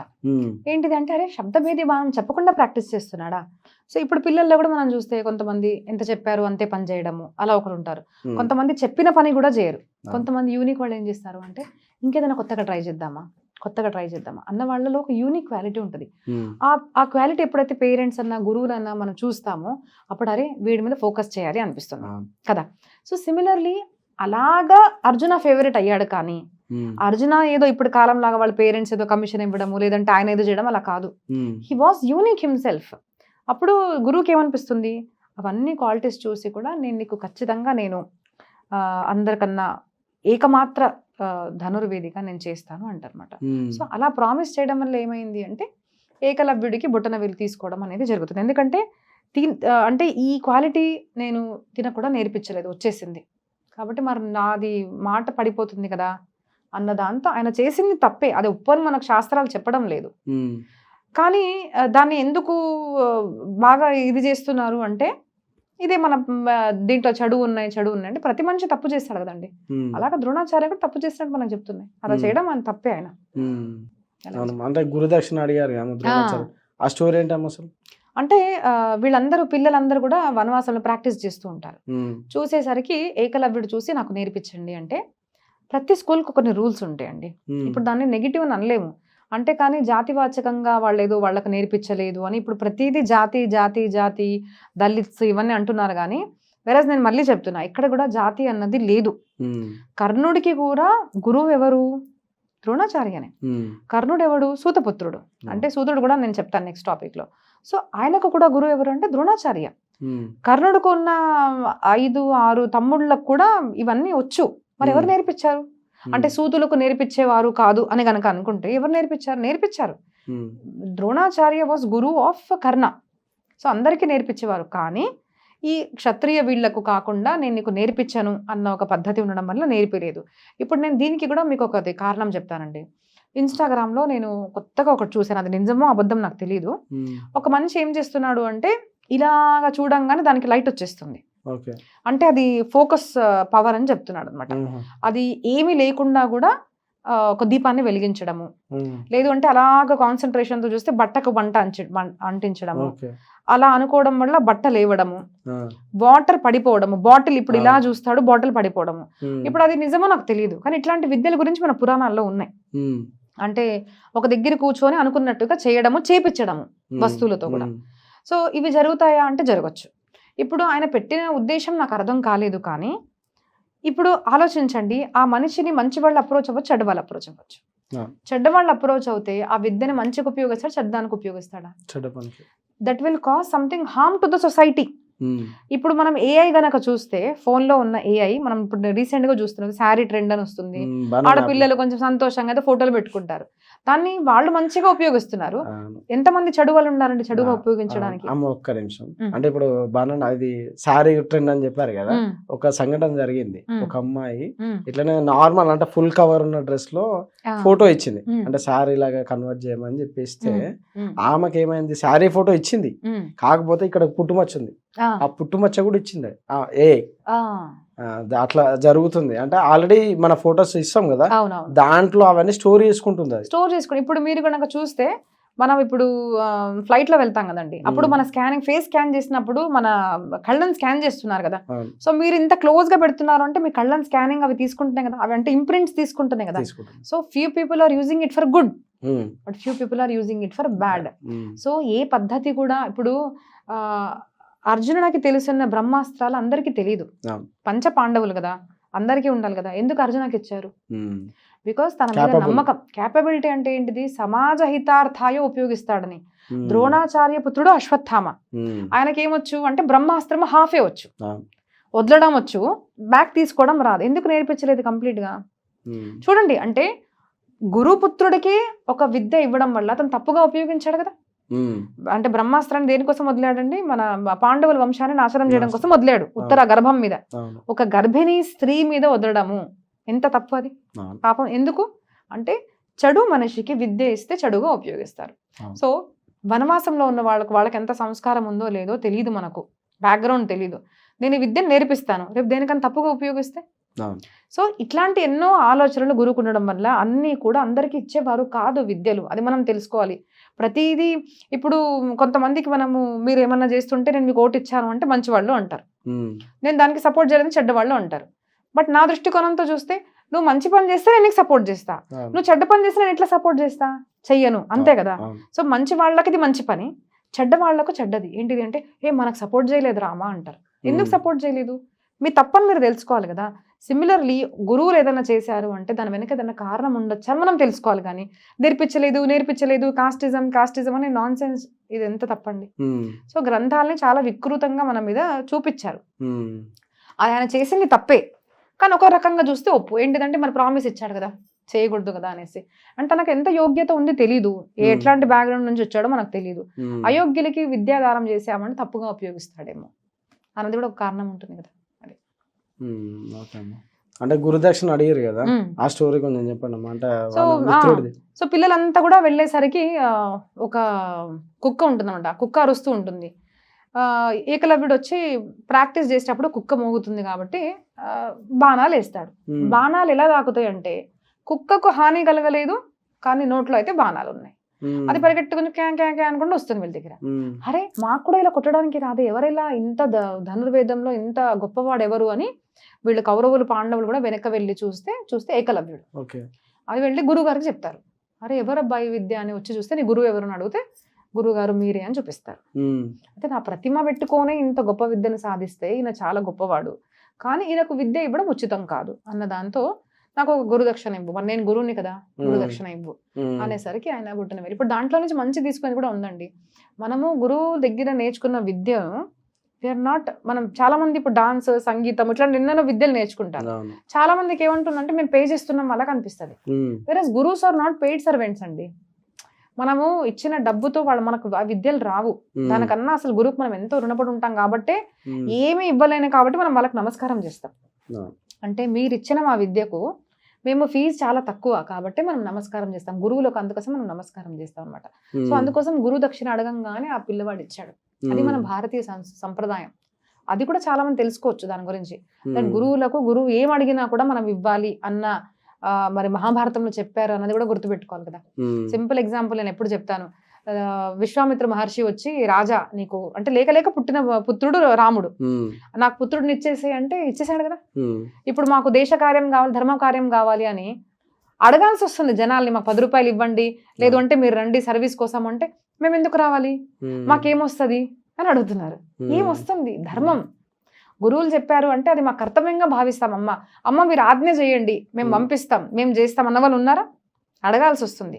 సో అది గురువు పట్ల ఉన్న శ్రద్ధ మనకు అది ఉండాలి అని మనకు మహాభారతం చెప్తుంది కదా. ఏకలవ్యుడే ఇచ్చాడు వనవాసిగా ఉండి. మరి క్షత్రియులకు, బ్రాహ్మణులకు, వైశ్యులకు, శూద్రులకు ఎంత శ్రద్ధ ఉండాలి గురువుల మీద. గురువు అడగంగానే మనం ఆలోచించకుండా ఏకలవ్యుడు లాగా ఇవ్వాలి అన్న ఒక మెసేజ్ మనం తీసుకోవచ్చు కదా. సో అలాగా తను బొట్టన వేలు అనేది, ఎందుకంటే బొట్టన వేలు లేకుంటే మనము బాణం అనేది కొట్టలేము, ఇది కంపల్సరీ, అందుకోసం బొట్టన వేలు అడిగారు అనమాట. అలా అంటే పిల్లలు కౌరవులు, అంటే ఇద్దరు కౌరవులు పాండవులు పిల్లలు, వాళ్ళ మధ్యలో కూడా పాలిటిక్స్ ఉన్నాయి. అవును. అంటే దుర్యోధనుడు ఏంటంటే ఈ భీముడికి చాలా, అంటే వాళ్ళిద్దరు చాలా శక్తివంతుడు అని చెప్పి భీముడు తనకన్నా శక్తివంతుడు అవుతుంది ఎక్స్పెక్ట్ చేసి ఆయన ఫుడ్ లో పాయిజన్ కలిపి తర్వాత నదిలో సంథింగ్ నీళ్ళలో పడేస్తారు. అది ఏంటమ్మా స్టోరీ, ఏం జరుగుతుంది, ఆయనకు 1000 ఏనుగుల శక్తి ఎట్లా వస్తుంది? అయితే భీముడికి 2 సార్లు విషం ఇస్తారండి. అశ్వత్థామ, ఈ కర్ణుడు. అంటే చాలా మందికి తెలియదు ఏంటిదంటే, కర్ణుడు పెద్దగా అయిన తర్వాత ఫ్రెండ్స్ అనుకుంటున్నారు. కాదు, గురుకులంలోనే ద్రోణాచార్య దగ్గర నేర్చుకునేటప్పుడే కర్ణ, అర్జున, కర్ణ, అశ్వత్థామ, దుర్యోధన వీళ్ళందరూ కూడా ఫ్రెండ్స్ చిన్నప్పటి నుంచే. ఆలోచించండి, చిన్న పిల్లలకి క్రైమ్ చేయాలి అని అనిపిస్తుంది ఆ వయసులో. సో చాలా మందికి ఏమనిపిస్తుంది అంటే, ఇక్కడ నేను కొంచెం ముందుకు తీసుకెళ్తాను మీకు, ద్రౌపది నవ్వడం వల్ల జరిగిందని చాలా మంది అక్కడ పాయింట్అవుట్ చేస్తారండి. ఒక ఆడదాని కోసం మహాభారతం జరిగింది, ఆమె నవ్వింది, అంధుడు పుత్రుడు అంధుడు, దుర్యోధన పడంగానే నవ్వింది అని చాలా మంది అంటుంటారు. కానీ దుర్యోధనుడు ఎప్పుడైతే పడిపోతాడు ఇంద్రప్రస్థంలో, అది తర్వాత వస్తుంది స్టోరీ మనకు, అది అసలు అక్కడ ఆవిడ లేదు, అసలు ద్రౌపది లేదు, కల్పితాలన్నీ. సో ఈ నావెల్స్ లో రాసేవన్నీ కల్పితాలుగా నిజం భావించి జనాలు దాన్ని ప్రచారం చేస్తున్నారు. బట్ వేరే ప్రాపర్ మనం కనుక మహాభారతం చూస్తే ఆ సంఘటనలో ద్రౌపది లేదు అసలు. పాండవులు నవ్వారు కానీ ఆ ద్రౌపది అలా చేయలేదన్నమాట. సో మీరు ఒక్కసారి ఆలోచించండి, దానివల్ల యుద్ధం జరిగింది, దానివల్ల జరిగింది అని అంటే అసలు ఇప్పుడు ద్రౌపది లేదు కదా, వీళ్ళందరూ చిన్నపిల్లలు, మ్యారేజ్ కూడా ఇంకా కాలేదు కదా, పెళ్లి కాలేదు కదా. మరి అంత చిన్న పిల్లలకి అంత ఈర్ష్య ఎందుకండి పిల్లల మీద? ఎందుకు అంటే వీళ్ళకి ప్రాపర్టీ ఇవ్వాలి అని చిన్నప్పటి నుంచి అనమాట కాంపిటీషన్. ఆ కాంపిటీషన్ వీళ్ళకి చంపాలి. సో 2 సార్లు ప్రయత్నిస్తారు భీముడికి చంపడానికి. దాంట్లో ఒకసారి ఏంటిది అంటే లడ్డులో కలిపేసి అందరు భోజనానికి రావాలి అని భీముడికి లడ్డులో కలిపి ఇవ్వడము, తను తినేస్తాడు. తినేసరికి మునిగిన తర్వాత ఏ రకంగా కూడా తేలి రాకూడదు అనేసి రాయికి కట్టి, మరి చిన్నపిల్లలు వీళ్ళు, పెద్దవాళ్ళు కూడా కాదు, రాయికి కట్టేసి నీళ్ళలో వదిలేస్తారు, యమునా నదిలో. వదిలేసరికి ఏమైపోతుంది, ఆ బరువు వల్ల కిందికి వెళ్ళిపోతారు. కానీ ఎప్పుడు అంటారండి, పరమాత్మ గనక రక్షించాలి అనుకుంటే ఎవరు ఏమి చేయలేరు. అండ్ సెకండ్ థింగ్, మన కర్మ ఎప్పుడు మన పనికి వస్తుందండి. మన ఇంటెన్షన్స్ బ్యాడ్ గా లేవు అంటే ఏదో రకంగా ప్రకృతి మనకు సహకరిస్తుంది. ఏ రూపంలో ఎవరు వస్తారో మనకు తెలియదు, కానీ మన పని అవుతుంది. సో ఎప్పుడు కూడా కర్మ మంచిగా ఉండాలండి. మరి హూ ఇస్ వాచింగ్ యూ అంటే ప్రకృతి వాచ్ చేస్తుంది. అష్టదిక్కులు, గాలి కానివ్వండి, సూర్యుడు కానివ్వండి, రాత్రి చూసి చంద్రుడు కానివ్వండి, అందరూ మనల్ని ఎప్పుడు చూస్తూ ఉంటారు. సో మంచి చేయండి, ఒకరోజు మీకు మంచి జరుగుతుంది. సో అలాగా కింద పడిపోయేసరికి ఏమైపోతుంది, నీళ్ళలోకి వెళ్ళిపోయాడు. కింద చూస్తే నాగలోకం చూస్తే ఇక్కడ ఎవరో వచ్చాడు, సమ్ ఫారెన్ బాడీ ఎవరో వచ్చింది అనేసరికి వాళ్ళందరూ ఏం చేస్తారు అంటే, ఇప్పుడు కూడా చెప్తున్నారు కదండి, నాగలోకాలు ఉన్నట్టు మన పూర్వం కూడా ఉంది, ఇప్పుడు కూడా ఉంది. అండ్ సీరియల్స్ లో చూపించినట్టు నాన్ సెన్స్ లేకున్నా కూడా నాగులు బాడీ ట్రాన్స్ఫార్మ్ చేసుకోవడం కూడా నిజమే. అది పూర్వం కూడా మనకు ఉన్నాయన్నమాట. అండ్ నాగదేవత, నాగలోకం ఉండడం, వానరులు ఉండడం, ఇవన్నీ. వానరులు కూడా ఒక స్పీషీస్ అండి. అంటే వాళ్ళు వానరులు మనుషులుగా ఉండేవాళ్ళు, వాళ్ళ తోక ఉండేది. మనం కనుక రామాయణం, ఇప్పుడు అంటే టాపిక్ డివియేట్ అవుతుంది కానీ, వాలి కిష్కింధాలో వాళ్ళకి రాజ్యం ఉండేది. ఏమంటారు రాజ్యం అయ్యే ఒక పద్ధతి ఉండేది, వాళ్ళకు కూడా మంత్రాలు ఉండేవి, వాళ్ళు సంధ్యావందనం చేసేవాళ్ళు. మనం వింటాం కదా, వాలి సంధ్యావందనం చేసేటప్పుడు రావణాసుడు వస్తాడు, అప్పుడు ఏం చేయలేక ఇలా దీంట్లో పట్టేసుకుంటాడు, రావణాసుడు తల ఇలా పట్టేసుకుంటాడు. అంటే సంధ్యావందనం వానలకు ఉండేది, దట్ వాజ్ అ స్పీషియస్ అనమాట. అలా అనేసి వాళ్ళు ఏం మంకీస్ కాదు. So back coming to Mahabharat, ఏమవుతుందంటే కింద పడిపోతారు. మరి ఏం చేయాలంటే నాగలోకంలో ఎవరో వచ్చేసారు అని రాజుకు వెళ్ళి చెప్తే, నువ్వెవరు అంటే ఇట్లా కుంతి యొక్క పుత్రుడిని, అంటే కుంతి వాళ్ళ తండ్రి ఎవరైతే ఉంటారో ఆయన కుంతి భోజుడు, ఈయన ఇద్దరు కూడా ఫ్రెండ్స్. అరే నా మిత్రుడు కూతురు కొడుకువా అంటే, నాకు కూడా కొడుకులాగే అవుతావు కదా, నాకు మనవడి లాగా అవుతావు కదా అనేసి, అప్పుడు ఏం జరిగింది అంటే ఇలా జరిగింది అని చెప్తారు. అప్పుడు నువ్వేం చింతించకు, నువ్వు అక్కడికి వెళ్ళు అని, పెద్ద పెద్ద దీంట్లో అమృతం అనేది నిండి ఉంటుంది, నువ్వు ఎంతన్నా తాగు, ఇంత తాగితే నీకు ఇంత ఏనుగుల బలం వస్తుంది అని చెప్తారనమాట. ఆయన దాదాపు నాకు ఎగ్జాక్ట్ గుర్తురావడం 8 ట్యాంక్స్ తాగినట్టు వస్తుంది మనకు, అంటే అంత కెపాసిటీ అనమాట. మనం ఎంత ఫిజికల్ గా యాక్టివ్ గా ఉంటే అంత కెపాసిటీ వస్తుంది. Was very active. సో 8 కుండాలు అమృతం తాగి జరుగుతుంది అనమాట. జరిగిన తర్వాత అరగాలి కదా, కాబట్టి నువ్వు బాగా పడుకో అంటారు. సో పడుకుంటాడు చాలాసేపు కూడా. పడుకున్న తర్వాత మళ్ళీ వస్త్రాలు అన్ని ఇచ్చి సన్మానం సత్కారం చేసి తనకి మళ్ళీ భూమి మీదకి పంపించేస్తారు. ఇంకా రాగానే ఆయనకు 1000 ఏనుగుల బలం అంత బలం వచ్చేసింది. సో చూడండి, తిను మంచిగా ఉన్నాడు, ఎదుటి వాళ్ళు శత్రువులు నాశనం చేయడానికి ప్లాన్ చేశారు, చంపడానికి ట్రై చేశారు. బట్ కర్మ ఎక్కడన్నా కూడా అనేసరికి మంచి జరుగుతుంది. వాళ్ళు ఎప్పుడు కూడా వేరే వాళ్ళ గురించి ఎప్పుడు చెడుగా చింతించలేదు. అంటే చిన్నప్పటి నుంచి సంస్కారం చూడండి. దట్స్ ద రీజన్ పాండవులతో ఎప్పుడు మంచి జరిగింది. చాలా మంది క్వశ్చన్ అడుగుతారండి, మంచి వాళ్ళతో ఎందుకు చెడు జరుగుతుంది, మంచి వాళ్ళకి ఎందుకు? యాక్చువల్లీ క్వశ్చనే రాంగ్. అసలు మంచి వాళ్ళకి ఎప్పుడు మంచి జరుగుతుంది. మంచి వాళ్లకు కొంచెం చెడు జరిగినా వాళ్ళకి ఏమనిపిస్తుంది అంటే మాకెందుకు అని ఆలోచిస్తారు అండి, అది తప్పు. బికాజ్ నేనైతే అంటానండి, కొంచెం చెడు జరగాలి. ఎందుకంటే దట్స్ లైక్ ఎగ్జామ్ అనమాట. లైఫ్ లో ఎప్పుడు కూడా ఒక పరీక్ష లాగా మన జీవితంలో సంఘటన జరగకుంటే మనం ఎలాంటి వాళ్ళమో మనకు అర్థం కాదు, మనతో ఉన్న వాళ్ళు ఎలాంటి వాళ్ళు మనకు అర్థం కాదు. కాబట్టి పరీక్ష అనేది ఖచ్చితంగా మంచి వాళ్ళకు ఉంటుంది.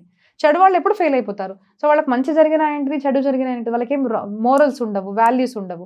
మంచి వాళ్ళకి ఏంటిదంటే ప్రతిదీ ఆలోచిస్తాం, ఎందుకు ఇలా జరిగింది, తప్పు చేశానేమో అనేసరికి మంచి వాళ్ళు ఆలోచిస్తారు, అరే మంచి వాళ్ళకి ఎందుకు చెడు జరుగుతుంది. వెరస్ ఇఫ్ వి సీ కొంచెం మధ్యలో చెడు జరిగినట్టు అనిపించినా కూడా ఫైనల్ రిజల్ట్ ఎప్పుడు మంచిగా ఉంటుంది. మంచి వాళ్ళకి ఎప్పుడు మంచి జరుగుతుంది. కానీ పరీక్ష అనేది ఉంటుంది, ఉండాలి, జరగాలి. కాబట్టి వీళ్ళు ఎప్పుడు వాళ్ళని ఈర్ష్యపడలేదండి, మాకు కావాలని ఎప్పుడు అనుకోలేదు. పాండు రాజు కూడా ఇప్పుడు మనం గనక చూస్తే, అరే అన్నకి ఎందుకు ఇవ్వాలి, నాకు ఇచ్చింది కదా, నాకు కావాలి, నా పిల్లలకి పుట్టంగానే పిల్లల్ని తీసుకెళ్ళు, కుంతిమాత రావచ్చు, వెంటనే ప్రాపర్టీ అడగొచ్చు. But she didn't do that. ఎప్పుడు కూడా వాళ్ళతో కాంపిటీషన్ కి వీళ్ళు వెళ్ళలేదు. చిన్నప్పటి నుంచి మంచి సంస్కారంలో పెరిగారు, వాళ్ళతో మంచిగా ఉండేవాళ్ళు. కాబట్టి ఏం జరిగింది అంటే ప్రకృతి ఏదో రకంగా మీకు సహకరిస్తుంది. ఎవ్వరు చూడట్లేదు అనుకోకండి, ప్రకృతి మనం ఎప్పుడు కూడా చూస్తుంది అనమాట. మంచి జరిగింది, వచ్చాడు 1000 బలం, అంత 1000 ఏనుగుల బలం అనమాట, ఎవరికి రాలేదు కదా. సో అప్పుడు కూడా మళ్ళీ ఈర్ష్య, అరే ఇన్నిసార్లు ప్రయత్నించినా కూడా జరగలేదు. మళ్ళీ వారణావతి యొక్క సంఘటన, ఇలాంటి ఇంకా ఎన్నో సంఘటనలు జరిగాయి అనమాట మనకు మహాభారతంలో. తెలియాలండి మహాభారతం కంపల్సరీ. అండ్ నేనైతే అంటాను, ప్రశ్నలు అడగండి. మన దగ్గర ఎప్పుడు కూడా క్వశ్చన్స్ అడగడానికి ఎంకరేజ్ చేస్తాం. ఎందుకంటే మనకు శాస్త్రము చదివితే అర్థం కాదండి, ఆచరిస్తే అర్థమవుతుంది. ఆచరణ చేసే వాళ్ళకి డౌట్స్ వస్తాయి. వంట చేస్తున్నాం అనుకోండి, ఏదో పప్పు నేను చూశాను, ఏదో సరిగ్గా రాలేదు, అమ్మ ఎలా చేయాలి అంటే నువ్వు ఇలా వేయలేదు, ఇది వేయాలి అని తెలుస్తుంది. అంటే చేస్తేనే కదా తప్పైంది, అప్పుడే కదా తప్పు తెలుసుకునేది, అప్పుడే కదా కరెక్షన్ అయ్యేది. సో అలాగే ధర్మం కూడా ఆచరిస్తే మనకు డౌట్స్ వస్తాయి. కాబట్టి ధర్మాన్ని తెలుసుకోవాలి, ధర్మాన్ని ఆచరించాలి, వచ్చిన డౌట్స్ ని ఖచ్చితంగా అడగాలి. Mahabharatam is a book of dharma, artha, kama, మోక్ష. ఇవన్నీ మన జీవితంలో ఉంటాయి కదా. సక్సెస్ అన్నిట్లో కావాలి మనకు. బతుకున్నప్పుడు ధర్మబద్ధంగా ఉండాలి, అర్థకామాలు మంచిగా రావాలి, అలాగే చనిపోయిన తర్వాత మోక్షం కూడా మనకు కావాలి.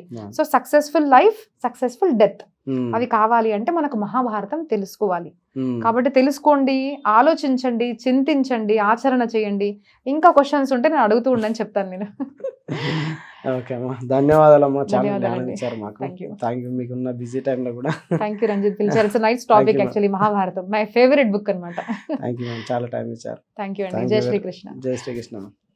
చూసారుగా అండి, మహాభారతం గురించి ప్రజెంట్ ఉన్న జనరేషన్కి చెప్పే ప్రయత్నం చేశాము. వీడియో మొత్తం నచ్చినట్టయితే లైక్ చేయండి, షేర్ అండ్ సబ్స్క్రైబ్ చేయండి. మీకు మహాభారతం గురించి ఏమైనా డౌట్స్ ఉన్నా, ఇంకా మీరు ఏదైనా తెలుసుకోవాలనుకుంటే కామెంట్లో మెన్షన్ చేయండి. ఆ క్వశ్చన్స్ అడిగి సమాధానాలు తెలుసుకునే ప్రయత్నం చేస్తాము. Stay tune and subscribe the channel. Thank you.